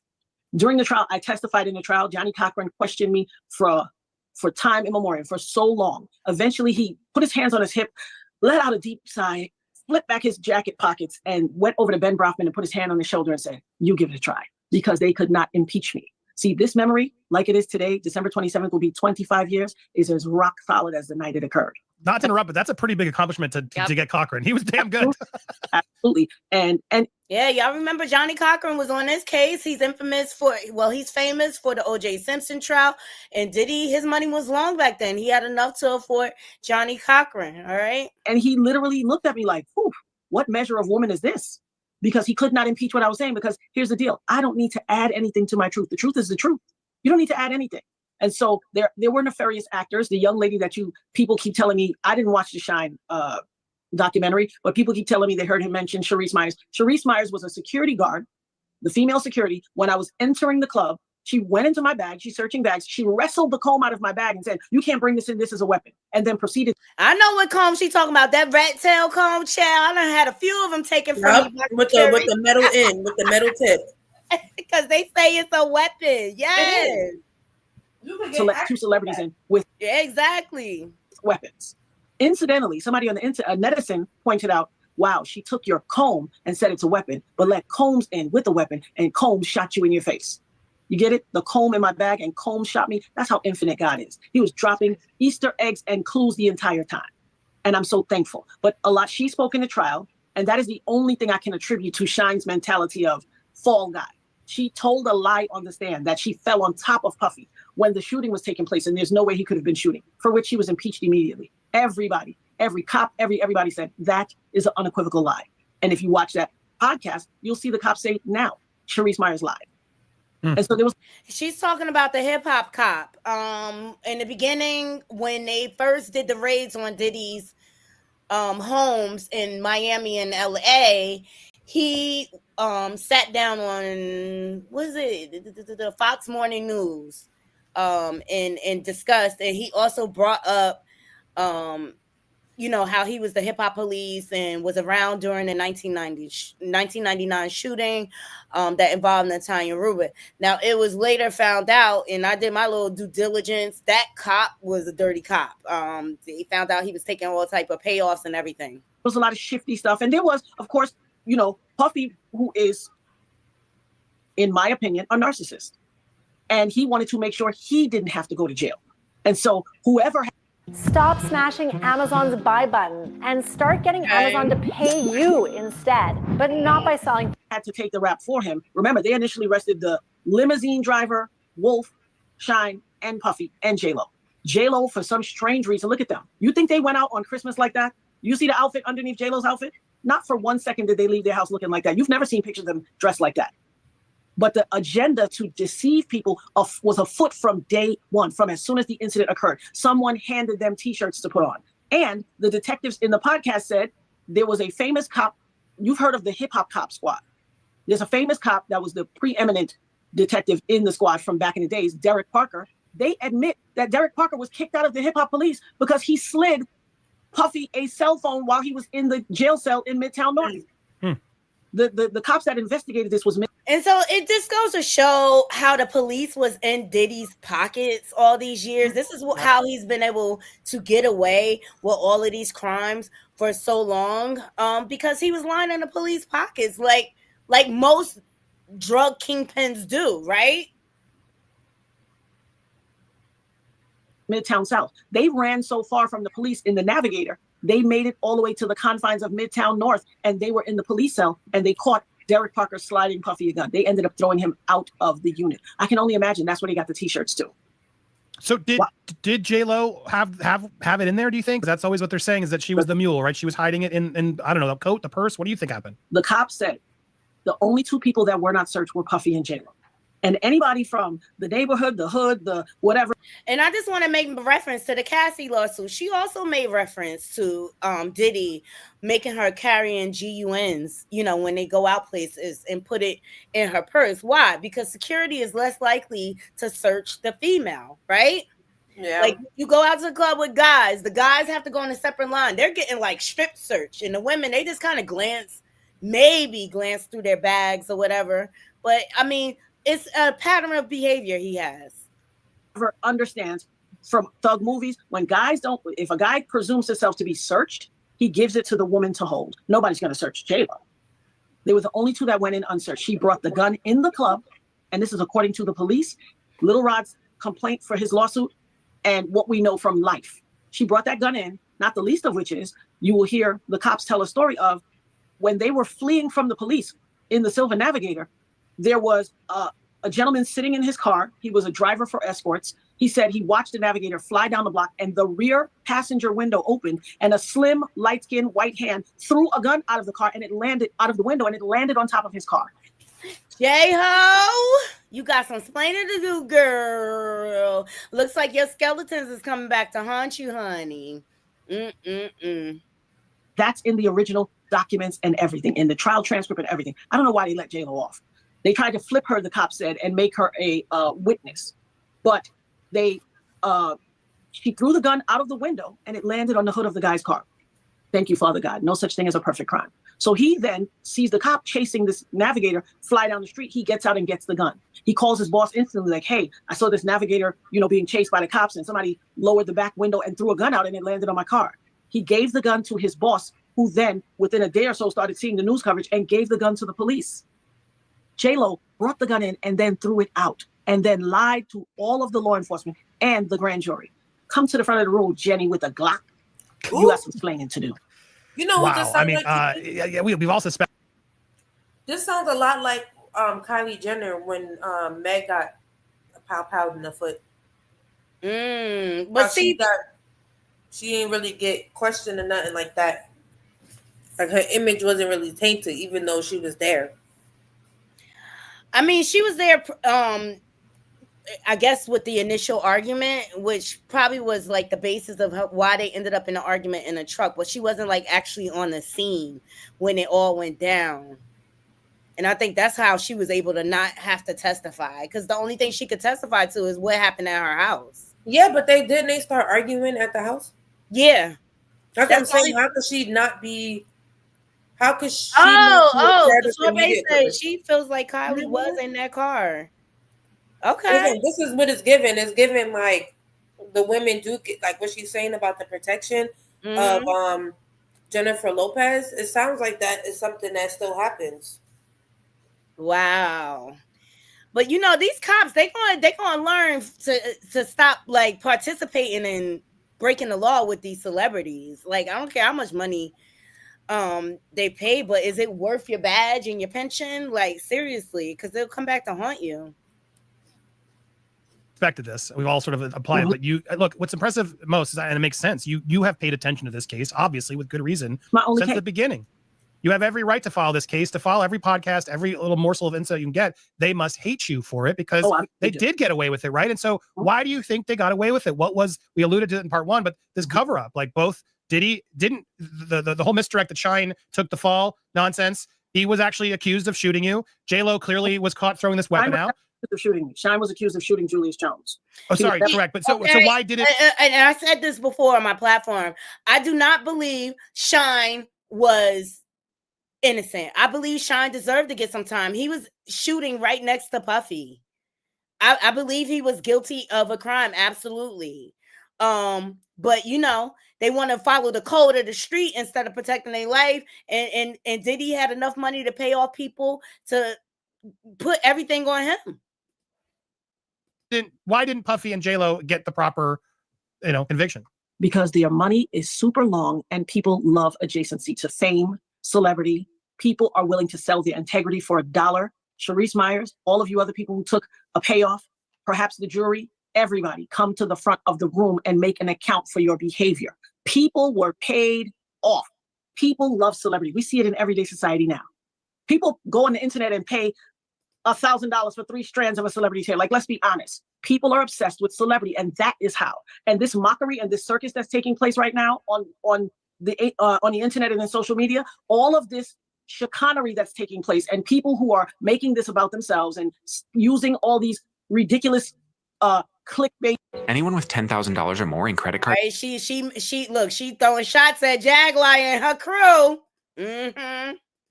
Thumbnails and titles. You are the reason that he got off the first time. Back then, we didn't have social media. It was the magazines. It was his street team. It was the media. It was the radio stations. They all were social media back then. The same circus that's taking place now took place back then. I need you people to chill out. You are going to create a situation where reasonable doubt can be created. Right. Stop it. If you have any decency or care about this victim, stop that. Right. I did want to ask you, just because you touched on it briefly there about, people will spend ridiculous amounts of money on things for celebrities. I think you're absolutely right. And we talk about the bribery, etc. One of the things that's really gotten a lot more attention over the past couple of weeks, and then again, we really saw it come through more in the government filings against Combs this week, was that tape, the Cassie tape, and that the feds are alleging that he paid $100,000 to make that tape disappear. I would assume that doesn't surprise you. No. How much of that do you think has been going on over the past 25 years? A ton of it. Okay. A ton. And here's why. First and foremost, If he paid $100,000 for the Cassie video, how much do you think he paid the club owners for the video of him shooting me? When they look in that vault of his archival footage, this lovely archive he likes to keep, and perhaps he has a Chianti with some fava beans and wears a skin coat like Silence of the Lambs while he watches those old videos. Look in that archive and find the video of him shooting me in Club New York. I bet you he paid way more for that one. People are willing to take payoffs because we live in a society where people lack integrity.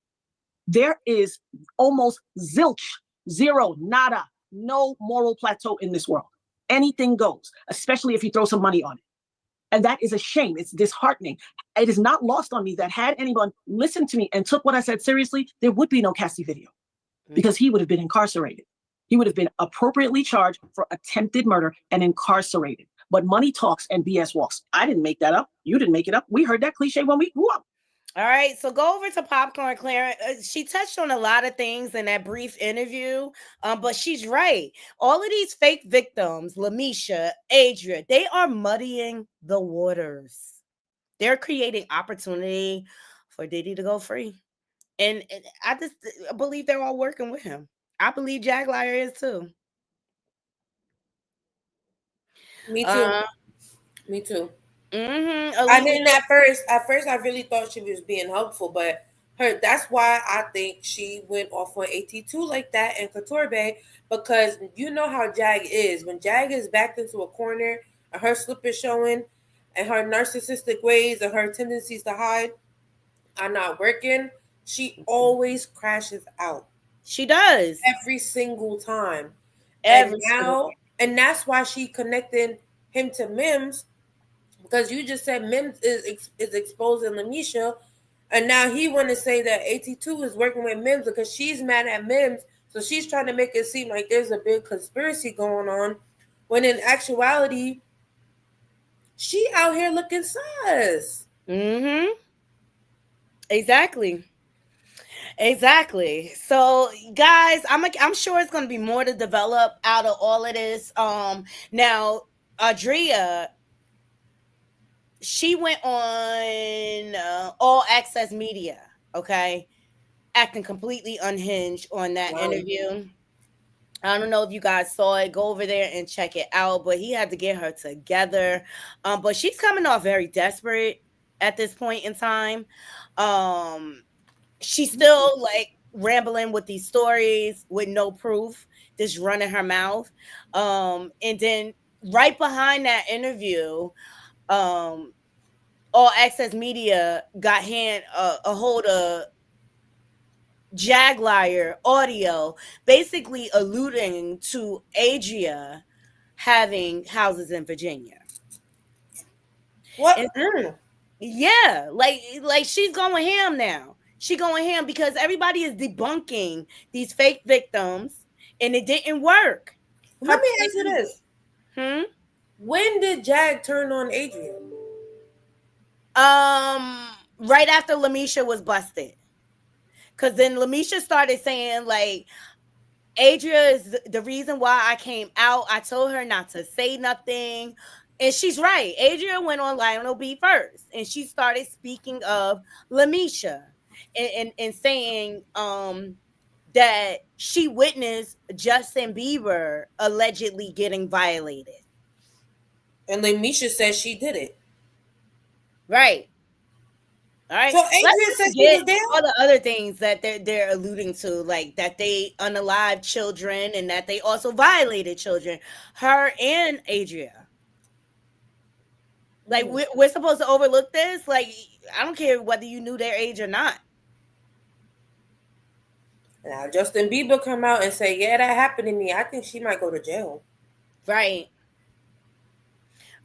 So I mean, they better watch their steps. They better watch their steps as they're spewing this information. But I really feel like it's all gonna backfire on all of them. I really do.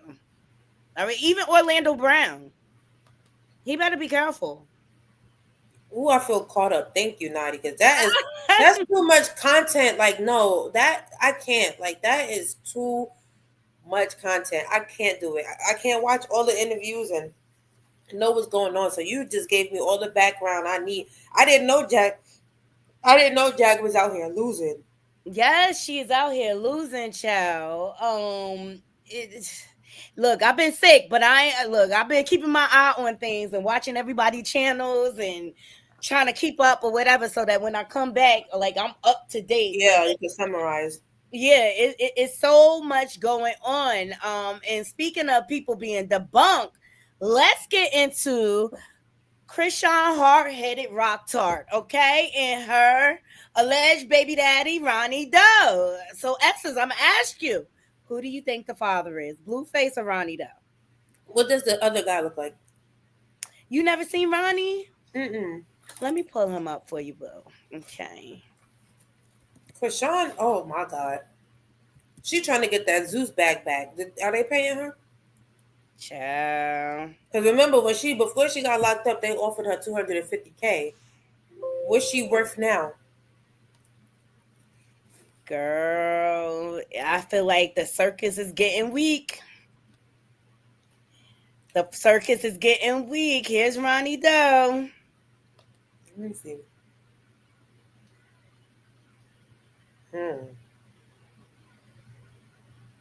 Can you click on that picture where it's the three of them, the second picture? This one? Yeah, it's the second one. Where? It's like Blueface and Chrisean, and then on the other side is him. Oh. Let me see. It's hard because the baby looks so much like Chrisean. I think he looked like a good mix of Chrisean and Ronnie Doe. But Ronnie been out here exposing her. He not playing with her. Where have I been?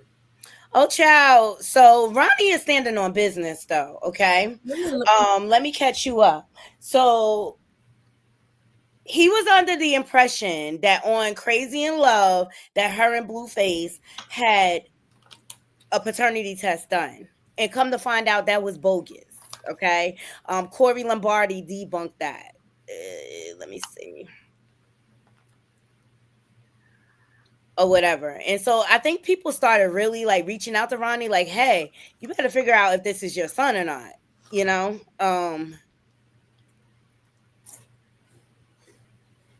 But you know how manipulative Chrisean is, okay? And how she will manipulate her way around anything. Hold on, guys. I'm just trying to get...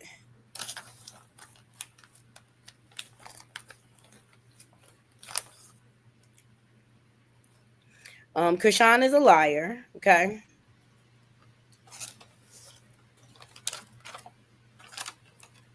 That's it. This is too much. Okay, so here we go. So Corey Lombardi, shout out to him. He debunked the whole fake DNA test that was done on Zeus Network. Okay, number one, you see the DDC is not even in color. That's not how it looks when you do a paternity test. All right. So Corey Lombardi, why would Doc send an official document with missing ink? Okay.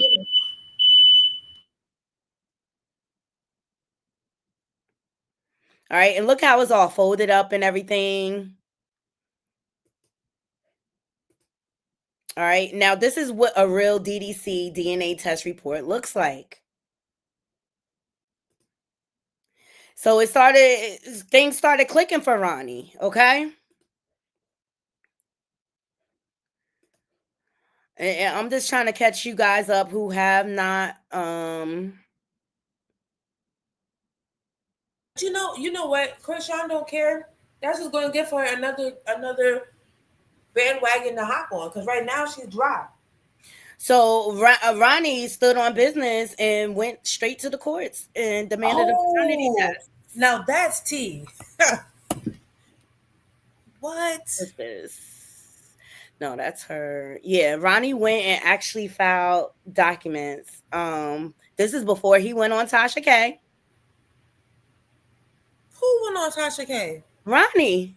Oh my God.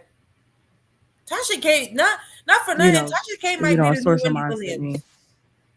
me, photos and things of the baby, and the baby's not talking, not gesturing, not can't walk because of cleft toe, like one of the feet are like severely deformed, and she can have them break and create like a way for the baby to walk because cleft toe can be fixed, but it's like you got to do all these things, and I see her trying to pray it away instead of getting him the help that he needs, because faith without works is dead. Exactly. And so you can pray, but if you're not taking him to get the help that he needs, you know, then what's the sense? Because I mean, you could clearly tell he's developmentally severely delayed, and it's not going to get any better. And when he turns 2 or 3, what is she going to tell everybody? Exactly.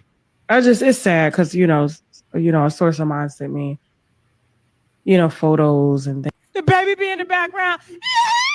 Okay. Who sent her photos of the baby? I see her trying to pray it away. People always sending her stuff. It's sad because, you know, a source of mine sent me, you know, photos and things of the baby, and the baby is not. The baby be in the background. All right. So Ronnie sat down with Tasha K. Y'all have to have her app, right, in order to see that full interview. Eventually, she will release it. But Ronnie is standing on business. He posted, what's this?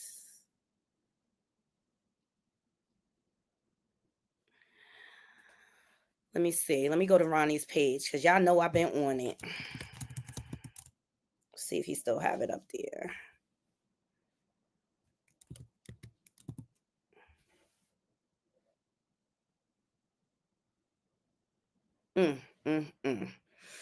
But no, he actually filed the court documents. He had the papers with him when he went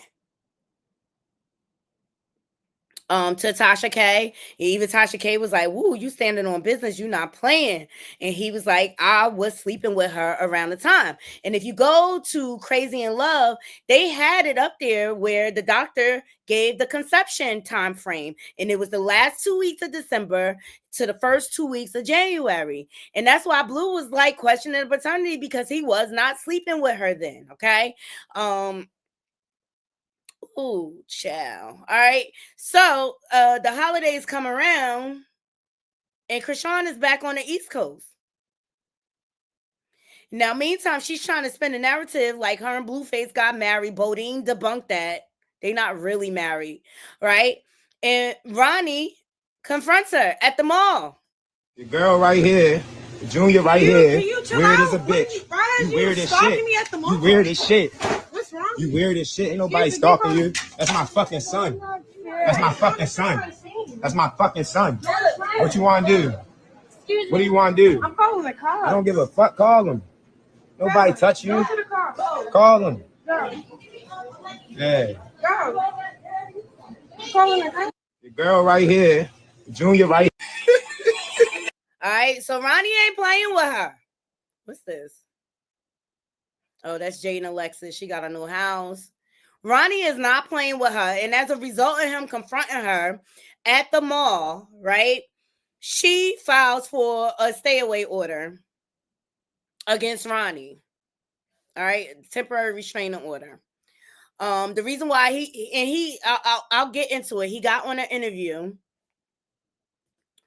and explained why he went on record or whatever. Not only did she file a stay-away order, she also filed assault charges. So Chrisean is a setup queen. We all know this. All right. Meantime, she's doing all this. She got active warrants in Maryland. Okay. Active warrants. The nerve. The nerve of you. Child, as much as you don't put your hands on people, you got the nerve to be a cop calling chick, right? So then she comes out and tries to explain the marriage and things like that with Blue and what happened. Then he get a pastor on the phone and we say our vows. We married November 2nd. No marriage between prisoner and someone over. We didn't do the marriage license. I didn't come out saying, "Oh, we married. Oh, my man." Okay, yeah. They followed each other. They changed their profile pictures to each other, child. The game. There was an altercation where I'm getting harassed and stalked. He's like, so you ain't gonna call and text me and ask me permission before you leave the house? I said, baby, you should be mad that I didn't have security. Why is we talking about if I even text you for permission to leave? Mind you, Ronnie has been out here for weeks saying exactly what he's doing and gonna do. He said, Chrisean, Eugene, and Malone, I'm going to hold you accountable. Ronnie went live when he went to the courthouse to file the papers for paternity. She had nothing to say, would not respond. Me texting you wasn't going to get protecting me from getting harassed. I would have said you couldn't go. Bro, look, I'm getting a little chubby and I want to go work out. I needed workout clothes. I needed to get stuff for Christmas for my family. I wanted to do like Christmas shopping and stuff. Then he get a pastor on the phone and we say our vows. We married November 2nd. 2 o'clock, like, yo, spot got him, cool. I gave her till 5 to clear the spot. I gave her 3 hours to clear the spot. She made it known that she wanted to be seen, right? She came to Arundel Mills. You got Tyson's Corner, Towson Mall, Mondawmin Mall, Heckinger Mall. I don't know. You got so many different malls in the DMV. You know what I'm saying? How is it that you choose to come to Arundel Mills for 5 hours? Then when I come down on you, don't got no bags. You wasn't shopping. You wasn't spending no bag. So what are you doing in the mall for 5 hours on my side of town? You get what I'm saying? Like, y'all ignoring the fact that she came out here looking to be seen. She wanted to be seen, so she was seen. And y'all mad because she was seen? How do you spend time in the mall for 5 hours without one shopping bag? It wasn't one shopping bag in none of their hands. She, 2 o'clock, like, yo, spot got him, cool.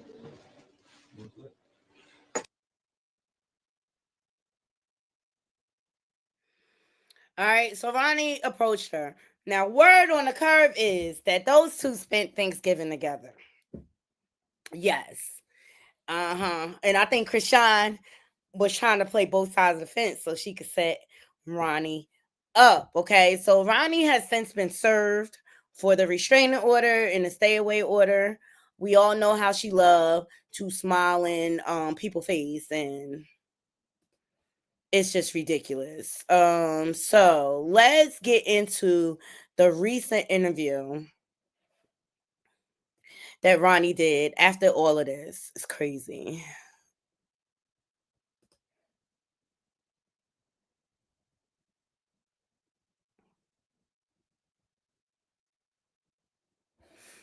Let me see. Please thumbs up this video. I'm giving y'all a long live today because I have not been on. So much has been going on, as you can see. And after we're done with this, we're going to get into YSL, the not guilty verdict. Okay.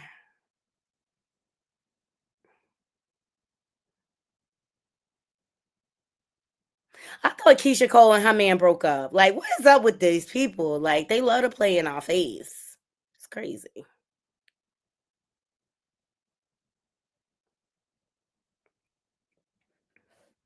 So here's a portion of the interview where Ronnie's talking about the day Junior was born. Okay, now we all seen that on live. When are you supposed to get the DNA test? What did I say?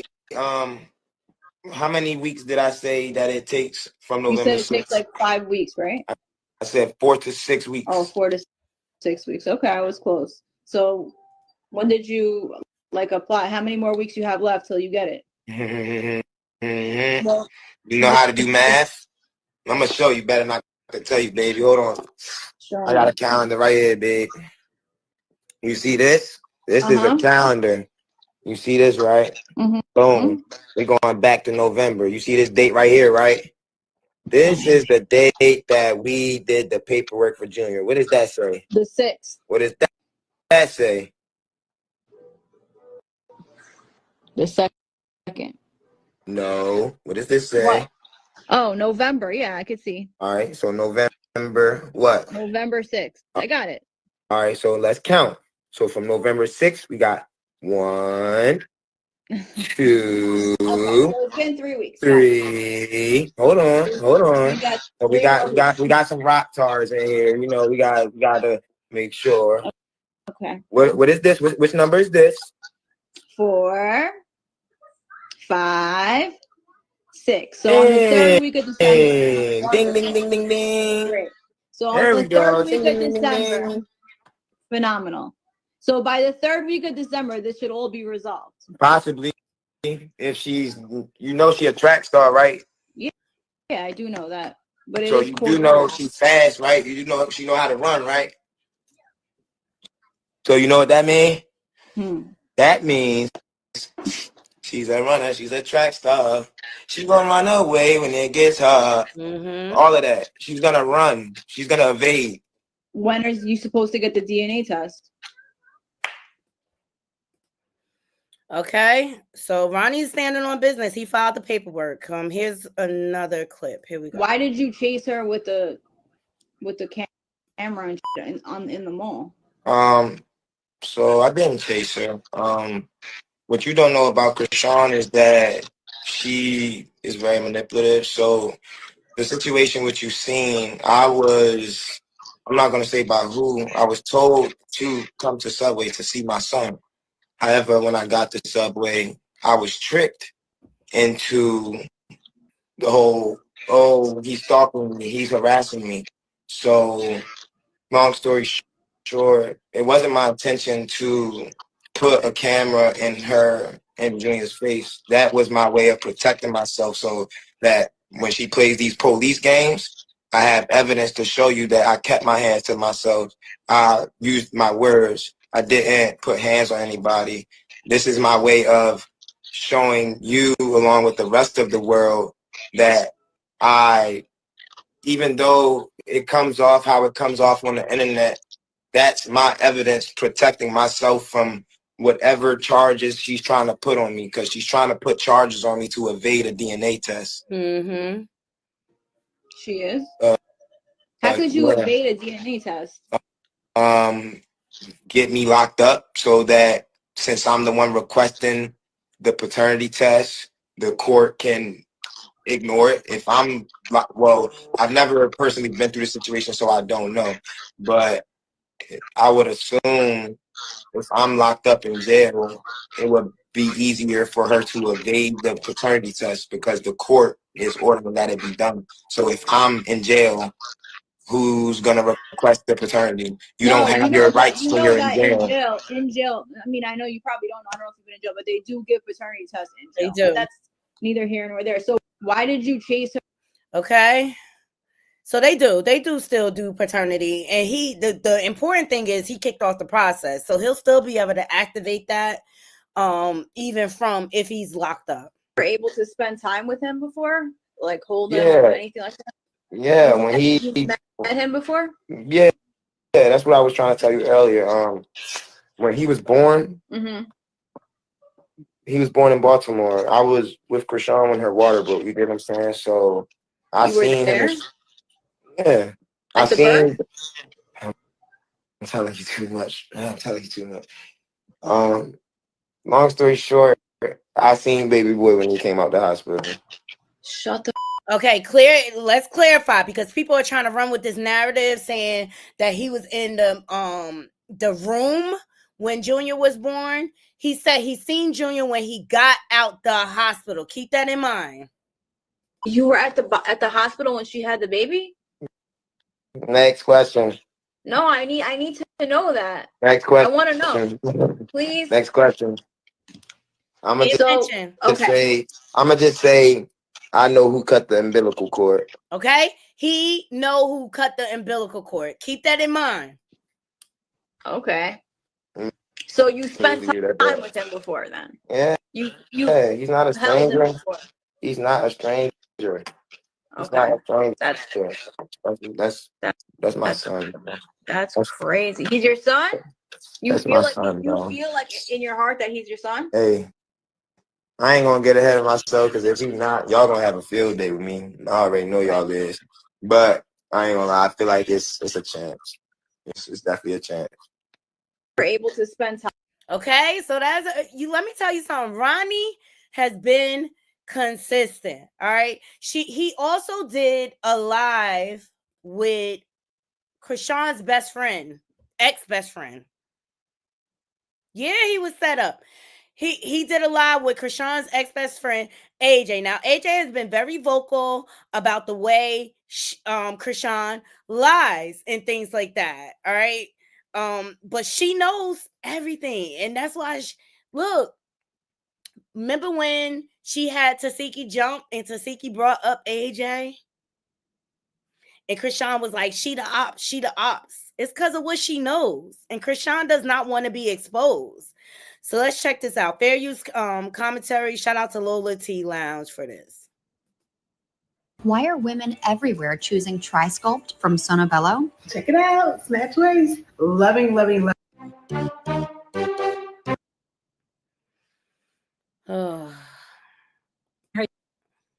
Channel. I'm so sorry, guys. Another video about Ronnie.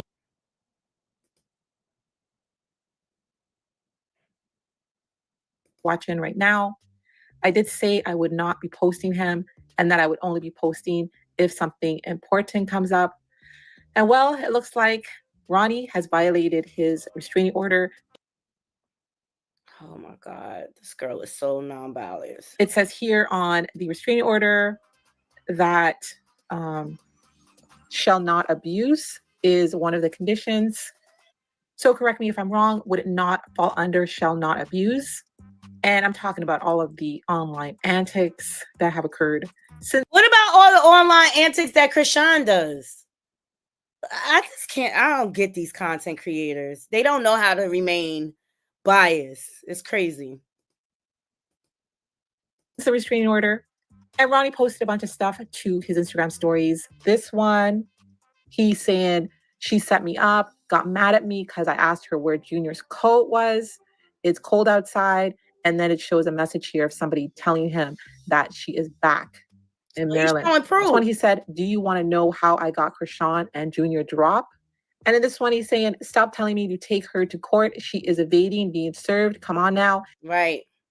So there's the papers, Essence. Live with podcaster Taco Shawarma.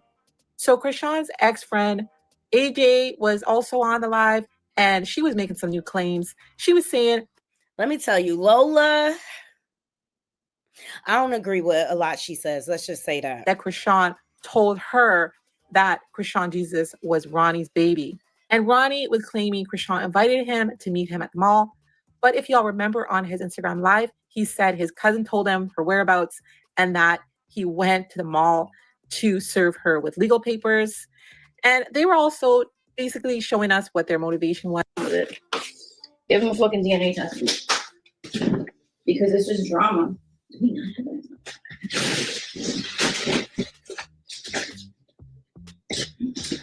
I'm gonna fast forward this. It's just constant drama, you know?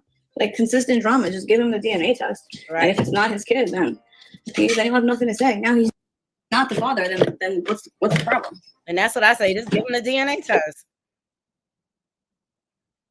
I just don't know. I never exactly. So you can't.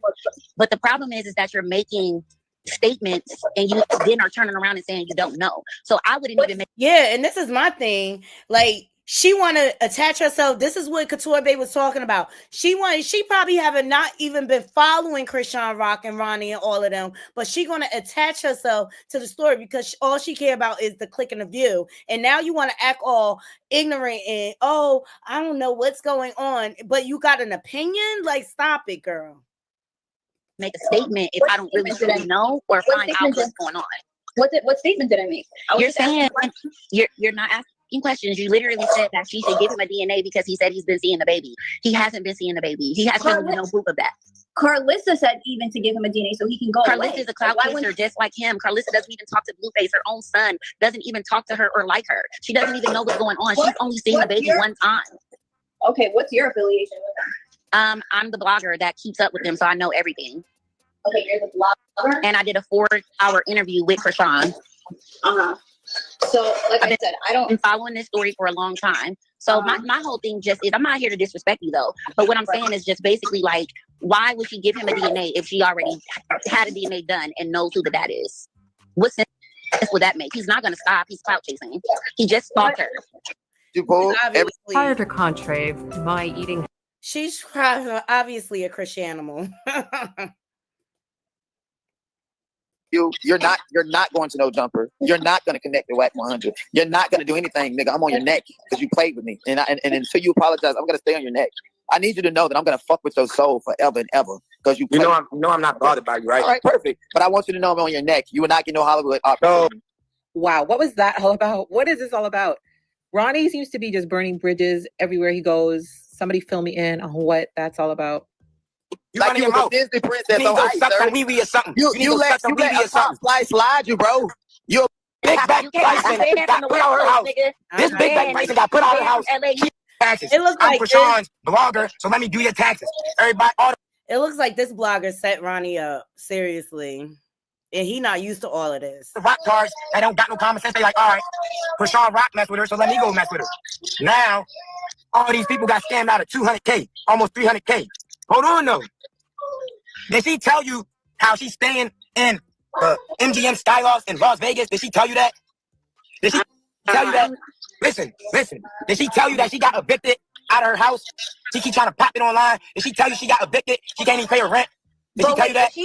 Wait, if she got scammed somebody out of $200,000, how can't she pay her rent? Exactly my point. Exactly my point. These are the people that you bring on your platform. No, I was just... I'm trying to let you know what's going on. Like, listen to me, baby girl. Really listen to me. They are mad because you got something that they couldn't get. They mad they couldn't get me on their platform. They mad I won't speak to them. I speak with you. Me and you are developing a relationship. They mad about that. They want me on their platform giving them all the receipts. They don't want you getting no receipts. They don't want you talking to Ronnie. They want Ronnie on their platform. RELL. That's what I put in. It's not coming up. AJACIA. Oh, there she is. Okay. I just invited her. I don't know who that is either. I don't know. Oh, now we're here. We're here. All right, AJ, don't come up here doing too much. We need them. Yeah, like, and this is my thing. Why are you attaching yourself to this story if you really don't care? Because you want your podcast to pop off. That's just the bottom line. And this is the most relevant thing going on. Let's hear it. This is the part I wanted you guys to hear. To make sure we talking with purpose. So, if y'all got any questions y'all want to know, because it seems like y'all want to keep playing with me. It seems like y'all want to keep questioning me, and that's dead. AJ will let y'all know from December 2022 up until like February 2023 when Chrisean was out here, Shorty was getting hit. How do AJ know? Because AJ is her old best friend. She tell AJ everything. She told AJ that Junior's mine. Why y'all think she fell out with AJ? Because AJ not going for that clown stuff. AJ not going to let a narrative be pushed and attempt to keep Junior away from his biological father. That's dead. AJ is a woman. She's not a yes man. She's not the type that's going to sit here and let somebody drink and smoke their whole pregnancy and not talk to them about it. So that's why her and Chrisean not cool no more. Y'all wondering why? Y'all wondering why her and Chrisean not cool? It's because she ain't let her smoke and drink her whole pregnancy. But now I'm gonna let y'all talk to my sister. I'm gonna let her talk to y'all. Talk to him. Sister, because I don't know where the fuck y'all getting at me and Ronnie fucking. Right. Like, this is my sister. this is my brother, my nigga. From round away, back in the day. Okay. So sorry. Come on, AJ, you got. So you're saying that that's his baby? Because I feel like I've seen your face before. Right? You probably have. Yeah. But me and her have been friends for a long time. I'm the one who put them together. Okay. We've been friends since high school. So it's like y'all making up assumptions just because y'all don't understand like the real shit that be going on. So what's going on? Tell me from your perspective. Because y'all trying to hide that Junior is his. She told you that? Nigga, I know that. It's no told. You said, how do I know? So if you go back, because I come with receipts, right? If you go back to when she was, going to see the doctor or whatever, the doctor told y'all the conceive date. The doctor said what? That she was the conceive. You can't hear me? No, I can hear you. My son's in the background. You're saying the conceive date? I'm not lying. Y'all could go watch Crazy and Love yourself right now, and the doctor will tell you, oh, your conceive date was December and January. Okay. And you're saying that she couldn't fuck both of them at the same time? She couldn't, because she took a pregnancy test at my house. Okay. I'm the one who was dropping her off back and forth with Ronnie. Right, but what about, wasn't she fucking Blue too? No, that's why Blue asked her on the lie detector test, did you fuck anybody 2 months prior to you getting pregnant? Because he wasn't fucking her. He was fucking Jaden at that point. He was at home with his family for the holidays. I don't know how y'all forget when Blue went back to Jaden and his kids and they were doing the whole Christmas pajamas, Christmas tree. Y'all forgot all that. Y'all forgot when Blue was making Chrisean mad and he went home and spent the holidays with his family. That's what Chrisean did when he went home with his family. She came back home to daddy. Yeah, she came back home to daddy. And she started her own family. And now she got her own family. And y'all keep trying. Just to put things into context, this is what AJ is talking about.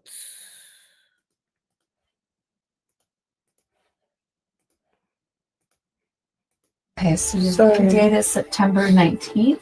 September 19th. So it looks like your period could have been around like mid-December, and that you would have conceived somewhere either just after Christmas. So you want to think about what decision you want to make about the pregnancy first. And you are 20 weeks and 2 days. You're halfway through. In the state of California, termination is allowed until viability. If your decision is going to be based on the paternity, I cannot guarantee that you'll have those results back in time because you're so far along. She can show you the money. What? Oh, shit. Let me see. So this is when she's due based on ultrasound today. It's like a approximate of September 19th. It's got an error of like 2 weeks. If you take September 19th and go back, your period may have been around mid-December, and usually you conceive about 2. Okay, so your date is September 19th. September so 19th. It looks like That's what I love. Okay, so that's what AJ is talking about, the conception dates. And that's why Blue was so skeptical, because he knew he wasn't hitting that. He knew he wasn't hitting that. He's with Jay and Alexis. Here we go. With me like I'm chasing, like I'm dragging, like yo, y'all don't even know the head, bro. This little boy is really my son, and I'm trying to do everything that I can do legally to establish paternity for my son. I don't care if y'all understand it. I don't care if y'all like it. I don't care how y'all feel about it. At the end of the day, I'm going to fight for my son, and I'm going to make sure my son's good. I don't care if you like it. I don't care if she like it. I don't care if he like it. But anybody that anyway, they know what it is. They know what it is. You guys aren't friends anymore? No, we're not. What happened? So it was honestly a petty argument. I didn't know that me and her was beefing until she went on Zeus and was like, AJ's an op. Out of nowhere. We got into an argument like all best friends do, and she told everybody that was her op. We got in an argument over. That's another reason. Yeah. Because she's a badass friend. She's not a good friend. Weirdo. She's a weirdo. Every friend that Chrisean has, she loses them. Like, y'all don't notice that? Everybody that comes into her life stays. The only person everybody that comes into her life, they leave. They don't stay. The only person that has stayed is Blueface. And that's because she reviving his career. Everybody else, where they at? Gone. Where you at? Gone. Nobody understands the honesty behind that shit. But what you say, Love? You brung up Do Not, right? These are people, like he was saying, these are people that, I'm talking to you, Tom, so you can understand me, right? These are people that want to get in with us, and they trying to DM us and talk to us and shit like that. It's no problem. But certain motherfuckers just be trying to clout chase off that shit just to build their platform. You get what I'm saying? And that's what I'm saying. You sitting here. To get some type of answer. Yes, sis.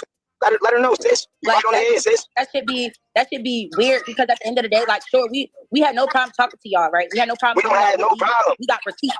It's like receipts in the pudding. We got receipts. Like, come on. We not screaming at the top of our lungs and going to fuck off because we just don't know. We got receipts. It's receipted. Like it's dates. Like we got shit timestamped. Like shit is there. So you're basically saying 100% is his kid then? No question. To me, if it looked like a duck and it quacked like a duck, it's a duck. Thank you. That's all I'm saying. This is what I was trying to say. Why not just take the test and resolve it all? Period. And here's the reason why I feel like she would avoid the test. Number one, she knows that's Ronnie baby. Number two, maybe it's another possibility outside of Ronnie. I'm just saying. Okay, just to give y'all some context and some updates on what's going on in the circus, that is what is going on. We have to wait and see. Okay, now Ronnie has filed the papers with the court to demand a paternity test from Chrisean Hard-Headed Rock.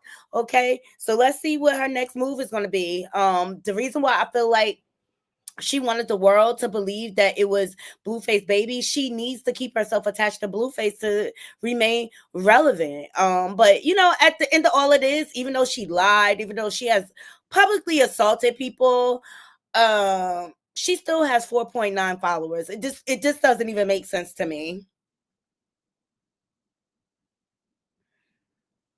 It's not that I don't believe anything, but I believe she was sleeping around with multiple people at the end of the day. So I'm not saying it's Ronnie, but Blueface has denounced it himself.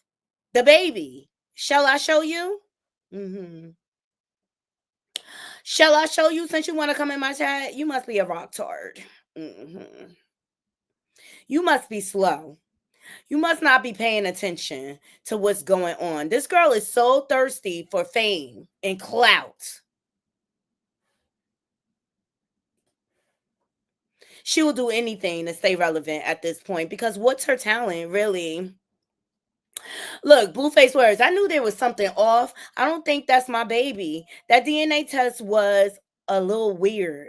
When I read it, it seemed fake. I had no control over that test. Plus, why would you have a baby in B-more when you and the alleged father live in LA and the guy claiming the baby live in B-more?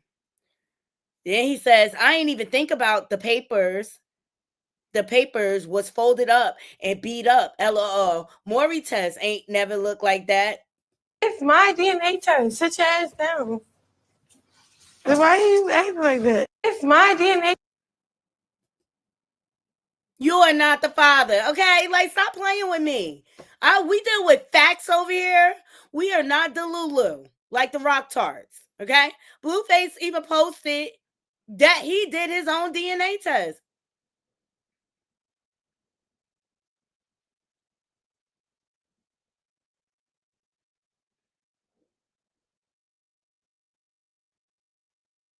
Like, child, please.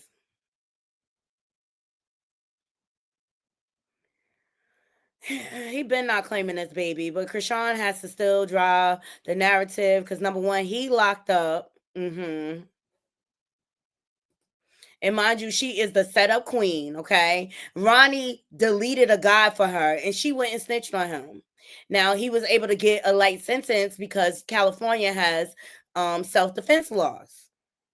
Mm-hmm. But the fact that this man put his neck on the line for you and you go and snitch at the church on him, like, girl, bye. Let me see. Let me just go here. So y'all could see, since y'all want to defend this Jezebel, okay? Like, the whole family is Delulu, if you ask me. But I believe the night he kidnapped Junior is the night he swabbed Junior. He found out that she wasn't there. She was in the studio kissing on and sucking on K-Swab. So he saw an opportunity to swab the baby. But it's sad how they've been using this baby as a pawn.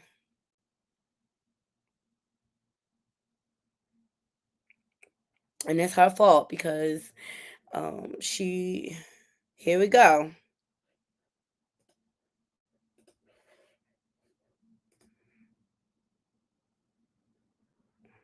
So he could swab the baby. What do you mean? Don't question me, Key Love. So he could swab the baby because she wasn't willing to get the DNA test. Whack 100 has said it and everything. Here we go. December the 9th of 2023. Tell me why I snuck and swabbed this baby. DNA test results came in. I am not the father, smiling in my head. It's a bittersweet feeling because I was coming around to it, but definitely in my best interest. Thank you, Jesus. So tell me why y'all keep believing the lies. Ciao. Whatever. Let's move along. At the end of the day, we gotta wait for Ronnie to get his results back. And I'm glad he doing it court order. So we have public proof that things happen. I'm so over this whole circus. Like, people need to just go ahead. Anyway, let's get into the YSL verdict, and then we're going to get out of here. Now, the verdict was read, right? Here we go. Fair use, fair use, fair use. Here we go. Ladies and gentlemen, I understand that you all have reached a verdict.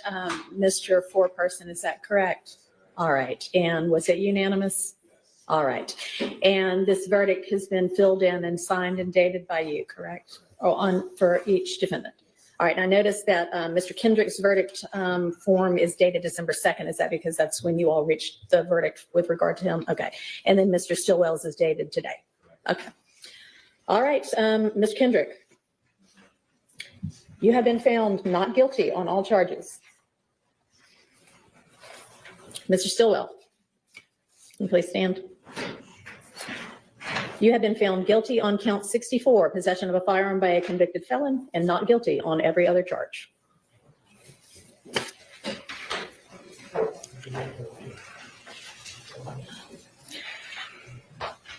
So, ladies and gentlemen of the jury, you are officially released from further service, and I cannot express the degree of thanks that Fulton County owes you for your service. Given the length of this trial, you have paid close attention this entire time, and I appreciate your devotion, as I'm sure do the parties in this case. You are welcome to stay for the sentencing, or you can return to the jury room. I would like to speak with you in just a moment in the jury room if you all do want to stay. You're welcome to stay. Is there any objection to the form or the legality of this verdict? Any from the defense? All right. All right. Is there any reason that we can't go ahead and sentence? You may. I bet you didn't know you could get life insurance.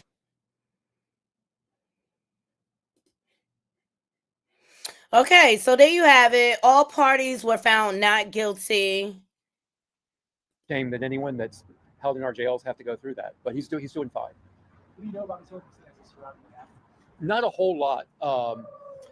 He just got into it, I think, with These are the lawyers speaking after the verdict. And it's crazy because both of the defendants were attacked in the prison that week. It's sad. Fulton County is so corrupt. somebody else that was in the jail. I don't know what the issue was about. I don't know who started it. I don't know the condition of the other individual or individuals. So yeah, I'm not very useful right now. All right. But who I was really feeling was Stillwell. Ladies and gentlemen, I understand that you all have reached a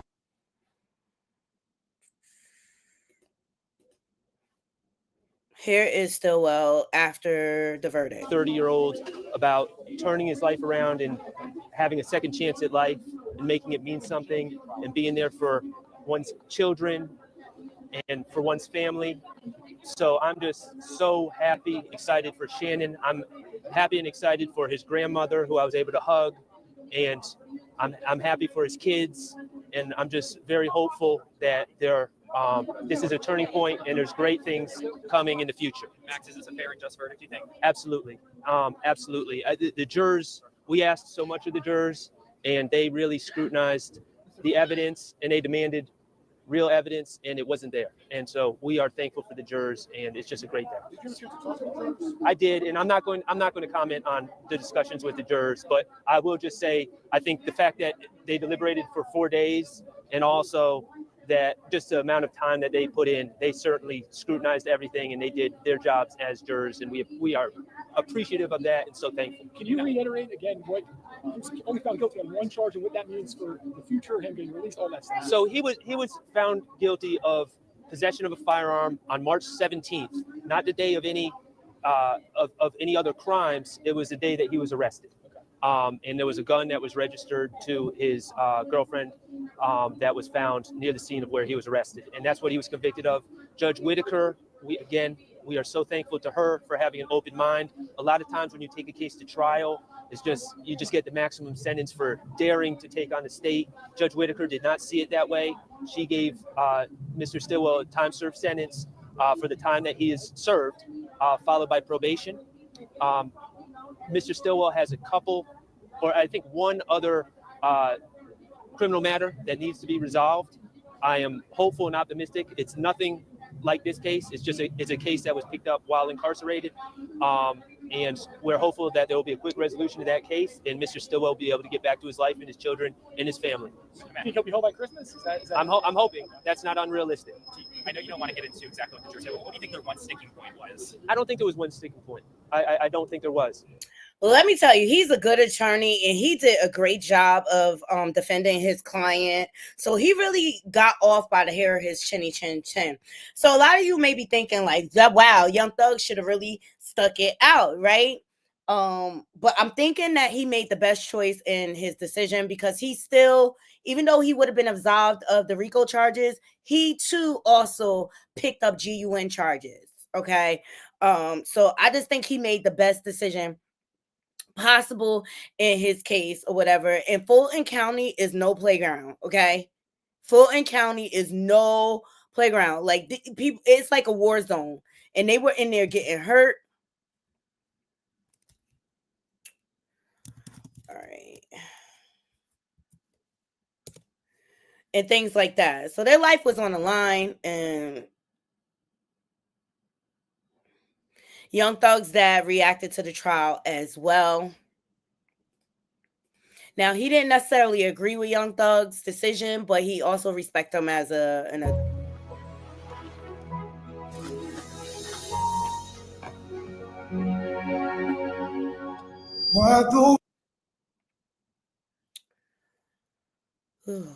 Let's hear what he has to say. Please thumbs up this video, share it out.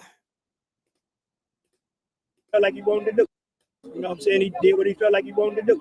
So he's grown. He made his own decision. Have you spoken to him since this happened? Yeah. What was his reaction to today's verdict? Today? No, I haven't spoken to him. How is he doing? He's doing great. He's doing great. Honestly, he's doing great. So he don't have a word. You know, we still fight. We still fighting out as well. It's not over for us. Huh? It's not over because I got another son and a grandson that was arrested about this case that I'm still fighting for. Wow. You've been an outspoken critic of Fulton County DA's office. In light of today's verdict, what is? I got a message for that. I still feel the same way about the DA office. It's a piece of shit. So, you know, we got to get those people out of there. If we want to continue to have justice, we got to get them out of there. In case I pick a super user, you say your name is help me? Big Jeffrey Williams, 1. Okay. All right, and shout out to I Am Not a Lawyer. She actually got an exclusive interview with 2 of the jurors. Let me pull that up.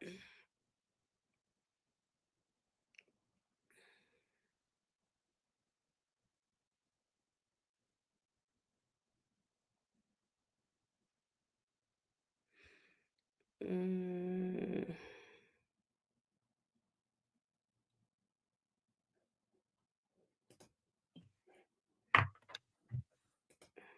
me just fast forward this. Here we go. Now, let me tell you, the jurors were kind of on the same page.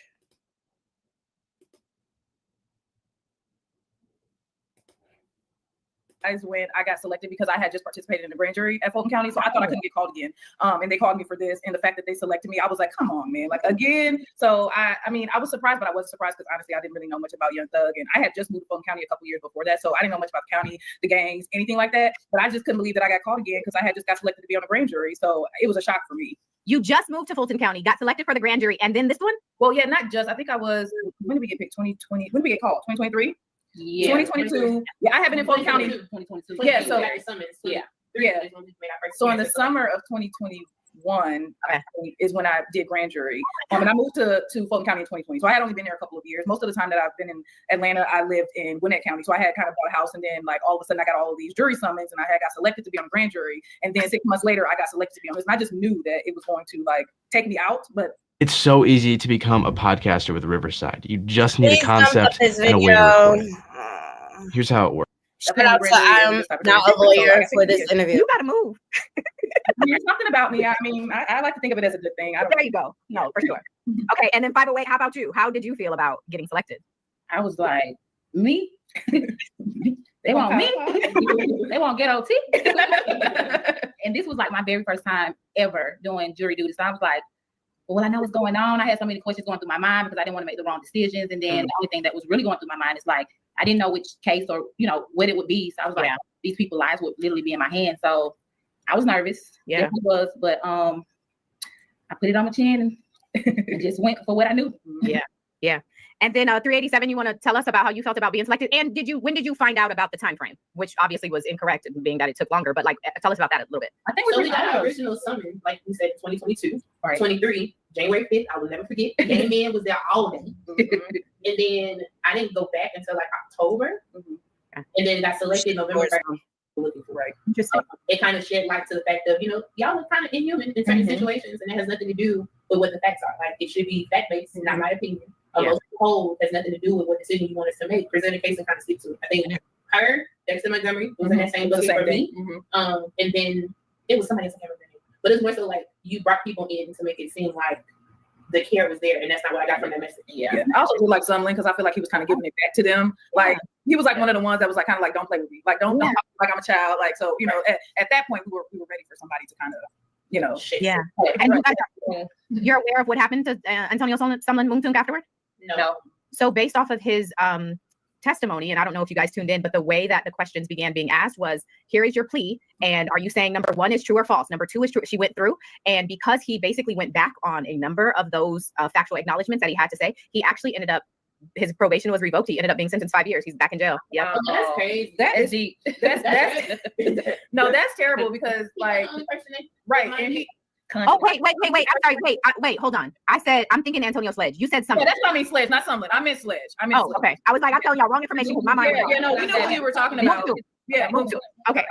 But yeah, that's still crazy. Because we knew, sitting in. So they didn't know that he ended up being arrested again. Yeah, Moontung, he has to do 5 years for not telling the truth on the stand. They're like, when we hear the stuff, because we kind of picked up on what they were saying as far as like the plea deals and stuff. And me personally, I felt like people were just signing whatever to get out. So like because it sounded like he was going up there saying that he was trying to like tell his truth, kind of like Woody, like I'm trying to tell y'all what's real. And y'all not listening to me. So to hear that he ended up having to go back to prison after that for trying to tell his truth is crazy. And he also kept saying, well, I thought that I would have the opportunity to explain myself. Yeah. So like, and that resonated with you guys. You guys felt like that was real. Yeah, I definitely felt. I did. I mean, we can't speak for the rest though, but I definitely did. Yeah. No, it's so interesting to hear that. And I wanted to say this and I forgot. So 508, I just want to acknowledge what you said, which is, and this is something I try to always keep top of mind as I cover any case that I cover.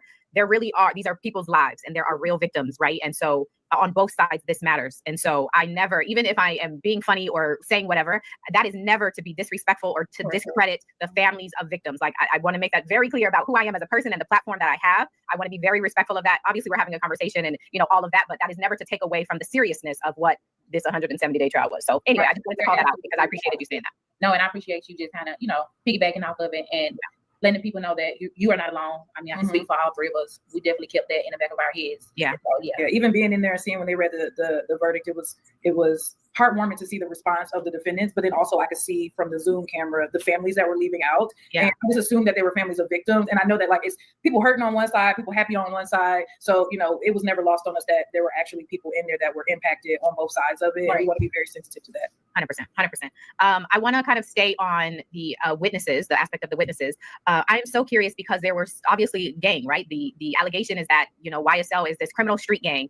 And to support that idea, there were a lot of gang experts brought into this trial to testify. And I am so curious about how you guys as jurors received the gang experts. How did you receive their testimony? Hey, Tels, thank you for your comment. Yeah, they are going to speak on how they felt about Love in that whole prosecutor squad. But do you think Fannie Willis She's the one that brought the charges. Do you think she should be held accountable as well? Let me know what y'all think in the comments. Testimony. What do you think now about gang experts? Like, what are your thoughts on that? Well, for starters, Most people have no idea that the best way to make money on Amazon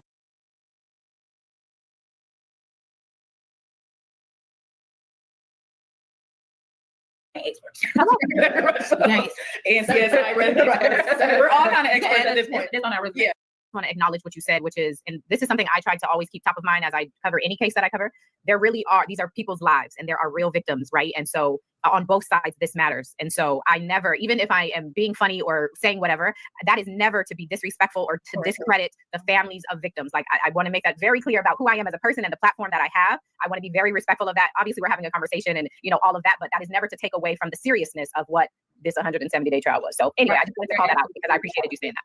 No, and I appreciate you just kind of, you know, piggybacking off of it and letting people know that you are not alone. I mean, I can speak for all three of us. We definitely kept that in the back of our heads. Yeah. So, yeah. Even being in there and seeing when they read the verdict, it was heartwarming to see the response of the defendants, but then also I could see from the Zoom camera the families that were leaving out. Yeah. And I just assumed that they were families of victims. And I know that like it's people hurting on one side, people happy on one side. So, you know, it was never lost on us that there were actually people in there that were impacted on both sides of it. Right. And we want to be very sensitive to that. 100%. I want to kind of stay on the witnesses, the aspect of the witnesses. I am so curious because there was obviously gang, right? The allegation is that, you know, YSL is this criminal street gang. And to support that idea, there were a lot of gang experts brought into this trial to testify. And I am so curious about how you guys as jurors received the gang experts. How did you receive their testimony? What do you think now about gang experts? Like, what are your thoughts on that? Well, for starters, I can say that currently today, all three of us, we are gang experts. Gang. And CSI, we're all kind of experts at this point. That's on our resume now. Hey, man. Sounds about right. Right. For me, I just think that it just gave out information to the ones, I guess that was unsure what this mean or what that sign mean or what does this color represent or, help me out. I mean, well, me personally, I mean, the gang detectives were so defensive that it kind of turned me off to a lot of what they said because it came off as very biased. Like I wasn't here for the gang detectives because it was hard for me to take them serious because it was obvious that they were biased. And I get it that it's their job, but I wasn't here for the gang detectives, just to be honest. Yeah. I think it kind of shed light on what opportunities there really are for them to become or be considered experts. Thinking about what gang culture is as a whole, nobody knows anything about music ideology, or nobody knows the history of it, or nobody can explain what trends are. You're giving me a lot of opinion, fact-based information. Now, granted, you got a mixed group of peers on the jury trial. Some of us have a musical background. Some of us kind of understand how certain conversations kind of work. We know when there's a difference between clout chasing and speaking to what it is that you particularly done. We understand what different phases are, what's a fad. And the fact that you brought people in who really don't have any level of experience and they can't speak to, but you're using that as a point of reference, it's very hard to connect to when you create doubt, right? And just thinking about other things. Yes, it was a whole lot of wasted time. They were wasting time they spent like 3 days just on Instagram posts. Yes, it absolutely tells. Fanny is literally the worst. They mangled that case. Absolutely. Absolutely. Things like 225 kind of said, the emotional responses. It's interesting to kind of see that as an expert, depending upon who asks the question, determines your level of grace in answering the question. Right. So your professionalism becomes lack because it came from the defense. Like we understand that the defense is going to look for holes and poke, but it should still remain unbiased in how you answer the question. So perception piece makes it really hard for the jury box because is it a lack of credibility or is this an emotional response? Exactly. Sorry, I'm a mother. I'm not a lawyer, but I am a mother. No, we're mothers too. We're mothers too. They do what they want. No, that was good and so insightful because I'm telling you, so many of us, I think, had the same opinions. I don't know if you guys were able to hear. I don't think you were, but one of it was Gaither, Detective Gaither, when she was on the stand, she was saying things under her breath and everybody heard it. We definitely heard it. Yeah. If we were in the room, we could hear. Yeah, we could hear. And she said right next to the microphone. Right next to the speaker. Yeah, both of them can tell you I'm not a fan of hers. For me, it was personal. Yeah, and I remember her sighing like, this is never going to be over. This is never going to be over. Oh my God, this case was a mess. And it's fine that it's personal because my personal opinion doesn't weigh the factor that I still have to have the evidence that's in front of me. Yeah, and that, to make an informed decision. Correct. Yeah. So I mean, like when she came, I was just like, oh, she bad. Yeah. We could, at least for me, because I kind of sat in the back. I couldn't pick up exactly what she was saying, but I'm smart enough to know that she's saying stuff under her breath. She's saying smart. Yo, this dude, Yep. That's what she said. Uh-huh. Yeah. She did. I don't even need to know exactly what she said to kind of pick up the context that she's like. For those of you who are just joining, these are 3 of the jurors. 2 are on camera, 1 is off. That came up with the decision in the YSL case. Over there talking mess and under her breath, like, and all that, and it didn't go over well with me. And you can see like when language, like right, that's great. right. Like, it's an issue. Or your level of comfort with the prosecutors. Right. You even call her by her first name. We're in a professional setting, so why is that necessary? But that was the second. The second time she came was when she was saying stuff on the brother. The first time when she was like, "You acting like them boys didn't kill. These boys didn't kill that boy," or something like that. And I was like, yeah, the first time when I mean, innocent until before proven guilty. But my thing is like what 387 said, like your demeanor when the state came up, you was very pleasant, like everything was smooth sailing. And then once defense got up, it was just like, what? Huh? Come on, all right. I'm like, you know, wait a minute, right? It was just like, okay, so you know, good thing that we had a jury that some of us didn't take heed to that and kind of on like, okay, well, you know, she would stay, so I'm gonna be with the state, or she would defense, I'm gonna be with defense. You know, good thing that it wasn't like that. Yeah, stand neutral. Yeah. So I want to go to Boys in the Hood. Well, I want to go to lyrics, but I just had to comment on you guys saying that you're now experts because apparently if you watch Boys in the Hood, you're an expert. You remember the lyrics was a big basis. Fannie Mae, when she gave her big press conference saying that she was charging Young Thug and the YSL clan, and part of her basis was the lyrics in their music. All right. This is the first case, I believe, in history where they tried to use lyrics to convict someone on a RICO charge, which I thought was like shaky because it's art, right? Art is questionable. You have a right to express yourself how you want. What did you guys think about lyrics being used in this trial? And I would love to, even in asking, and 225, this may be specific to you because in the deliberations, there was a question asked about music. And so generally speaking, how did you guys feel about the lyrics being used? But then 225, what did you think? What was happening when the request came out for the songs? We'll let 225. Hey guys, come with me on this journey on Adapted Mind. I'm so excited. I didn't care about the lyrics. Like, I mean, I grew up listening to Eminem. He killed his wife in like 5 songs. So like, to me, it was art. Like, I can't necessarily say that somebody doing like what they say in their music is what they're actually doing. So like, I didn't put much weight on the lyrics, but I will say that the reason why it was one particular juror that asked to hear the lyrics again. And it was more so because English ain't her first language, I don't think. She's from another country, and she said that she couldn't understand, like when they played the lyrics, she wanted to hear it one more time because she couldn't necessarily pick up what they were saying. So she just wanted to hear it one more time. But it was literally just one person that wanted to hear the lyrics. I think overall with the jurors that were deliberating, the lyrics weren't really a thing. Yeah. Interesting. So what do you think, Naughty Crew? The lyrics weren't even relevant to the jurors. This case was a mess and a complete waste of time and taxpayers' dollars. Interesting because it seemed like the state relied on it so heavily, right? Like there really wasn't a ton. I mean, from looking, it didn't seem like there was a ton of evidence, but so they relied on what was said in songs to kind of complement the theory that they were putting across. And so for you guys not to really weigh them so heavily is fascinating. If they go off of that, then it's so many people that would be in jail. So I think that might need to be the last thing that they need to consider when it comes to that. And I'm not saying. Agreed. Cautionary tale to prosecutors going forward. You know, it's a lot of lyrics that Diddy said that could be used against him that he said against Tupac, right? I'm just saying. And that some of it may be true, some it may not be true. But I mean, if we listen to a lot of lyrics, it's a lot of rappers that's billionaires. A lot of people got a lot of money, and you know, and they be broke. So like, we got to pick a side. We got to put it on the weighing scale. So for me, lyrics didn't get me. And okay, so the other thing that happened, there was a lot of police interviews and a lot of phone calls that were played, and they were very Atlanta. Okay, very Atlanta. Were y'all able to understand what was said on all of those calls, or did you guys get trained? Some of us were. Let me tell you, those phone calls, I was like, how could they even understand half of what they're saying? Not only were their accents very heavy, but it's like they spoke in their own like language. They were speaking a lot of gang language and things like that. And I'm like, how could you even use this? Like, how do you even know? I don't know. I don't know how they got context out of that, but it was an epic fail anyway. Approval, we had down pat. I got damn it. Yeah. I mean, some of it sounded like they were talking between like crumpled pieces of paper on top of the accents. So it was just hard to understand. I mean, they kind of ended up getting the technology together because at first, like, we literally just couldn't hear them. Like, the way that they had the sound set up, it was very difficult to hear. But even when they got it like to play, like, there were I think 3 jurors that were like at those seats. Well, no, that were like from other countries and stuff like that. So English wasn't their first language. So it don't matter how loud you play it. Like, and I'm not from Atlanta. I'm from Indiana, but I'm Black, and I still didn't know what they were saying. And it got to a point where I honestly was just like, I mean, I'm tired of getting headaches and I'm trying to figure out what it is that they're saying. Like, yeah. I gave us a transcript one time, and then after that, like, we just had to figure it out. But that kind of transcript was still like a hit miss because we had to decipher if it was really what they said on the transcript or wasn't it. So I was like, girl, that's it. Come here. Or, you know, what it was like. At this point, like I said, all of us are gang experts. Yeah, you do it. Right. Don't know how to arithmetic. The interpreters were gang experts. We're crime scene investigators. All of the above. Crime scene text. I'm sorry. Crime scene text. Right. Yeah, firearm experts. Firearm experts. I love it.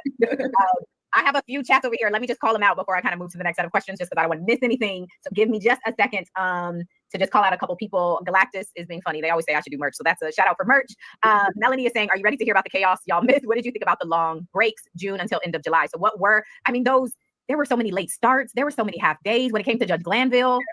It seemed chaotic for us. Did it feel that way for you guys? Chaotic. I will say once we got the new judge, it was a lot better with the consistency. Like we were there at the same time, unless something happened and they need to switch it. But for the most part, we were there at the same time. We could expect to stay until the same time. With Glanville, every day was something different as far as our report times. Yeah. And when we were like out during that time in the summer, it was very frustrating, at least for me, because we had no idea. Like Glanville is the first original judge that was assigned to the case, and he ultimately had to recuse himself because Young Thug's lawyer called them out on the ex parte meeting. He even charged him and had him arrested. Yes, he had to spend weekends in jail. Like we'll get a message saying like, hey, you guys plan to be back tomorrow. Then we'll get another message saying, actually, not tomorrow, it's Thursday. Then Wednesday will come. They're like, actually, Friday, and then it's Monday. Like it wasn't like we knew that we were going to be out that long. It was kind of like a day by day. Like we're just kind of waiting to see when we come back. And then we find out we were out like 7 weeks or something. Like I could have had a whole vacation.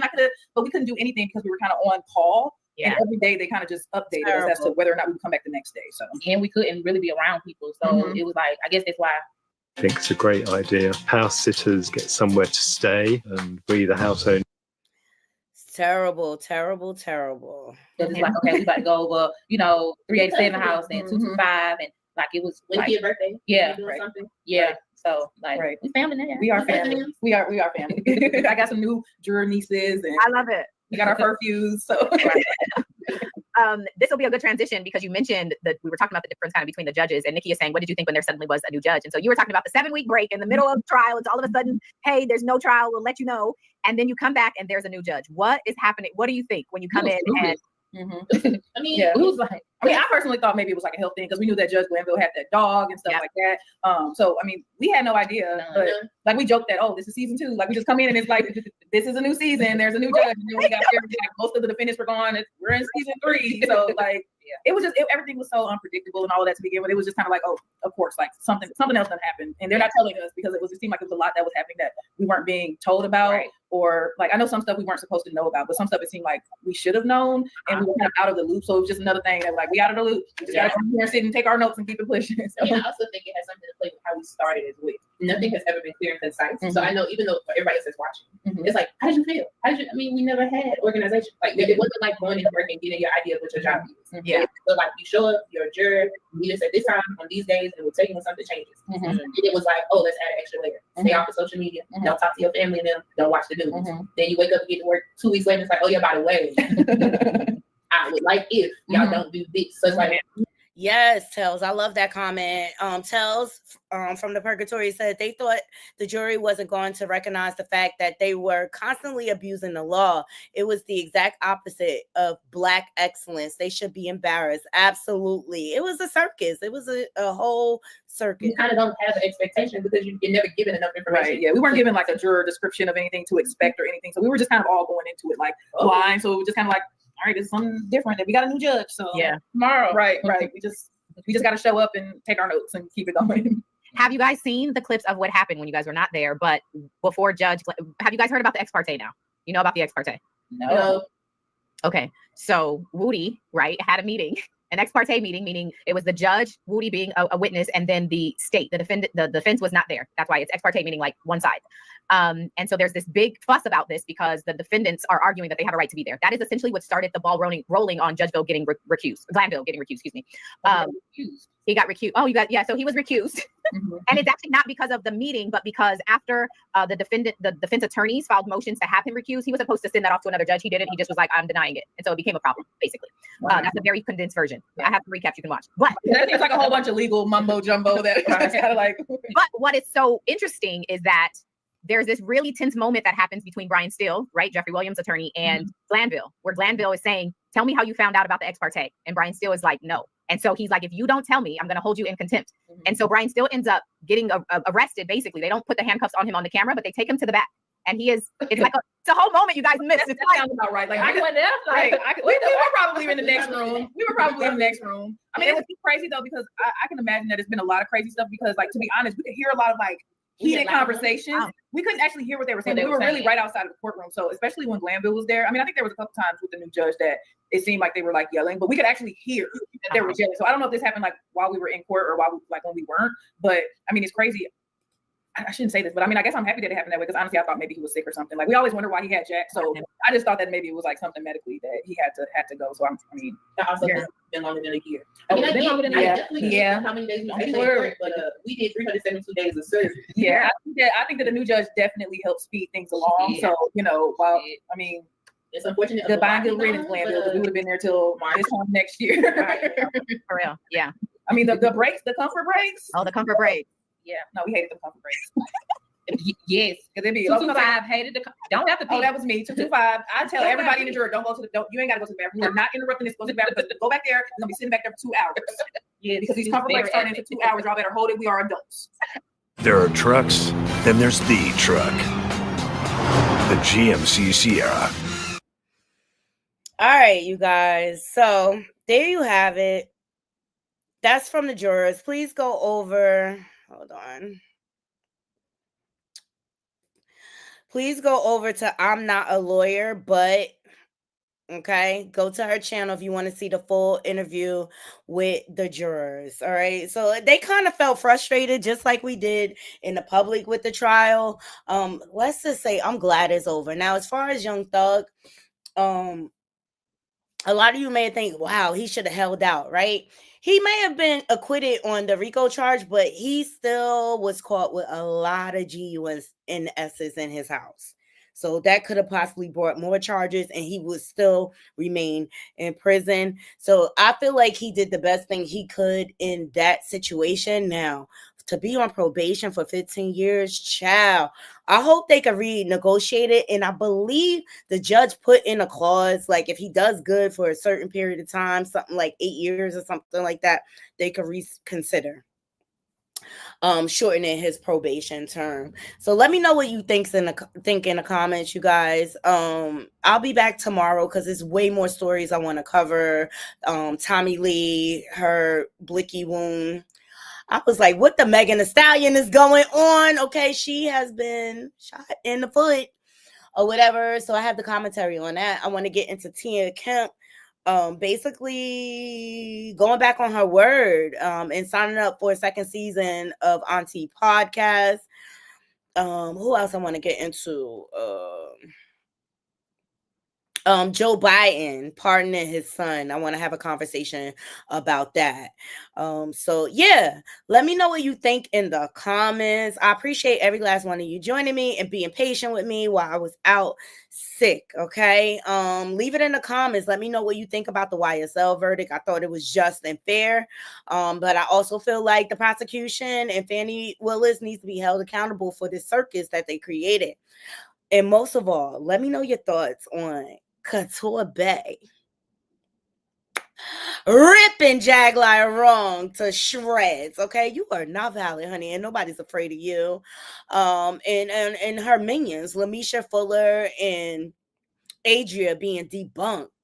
Thank you so much, James. I appreciate y'all. Let me know what y'all think about Ronnie Doe versus Chrisean Rock and him standing on business. Okay, I don't feel like that man would be going this hard if he didn't believe that it was a possibility it was his son.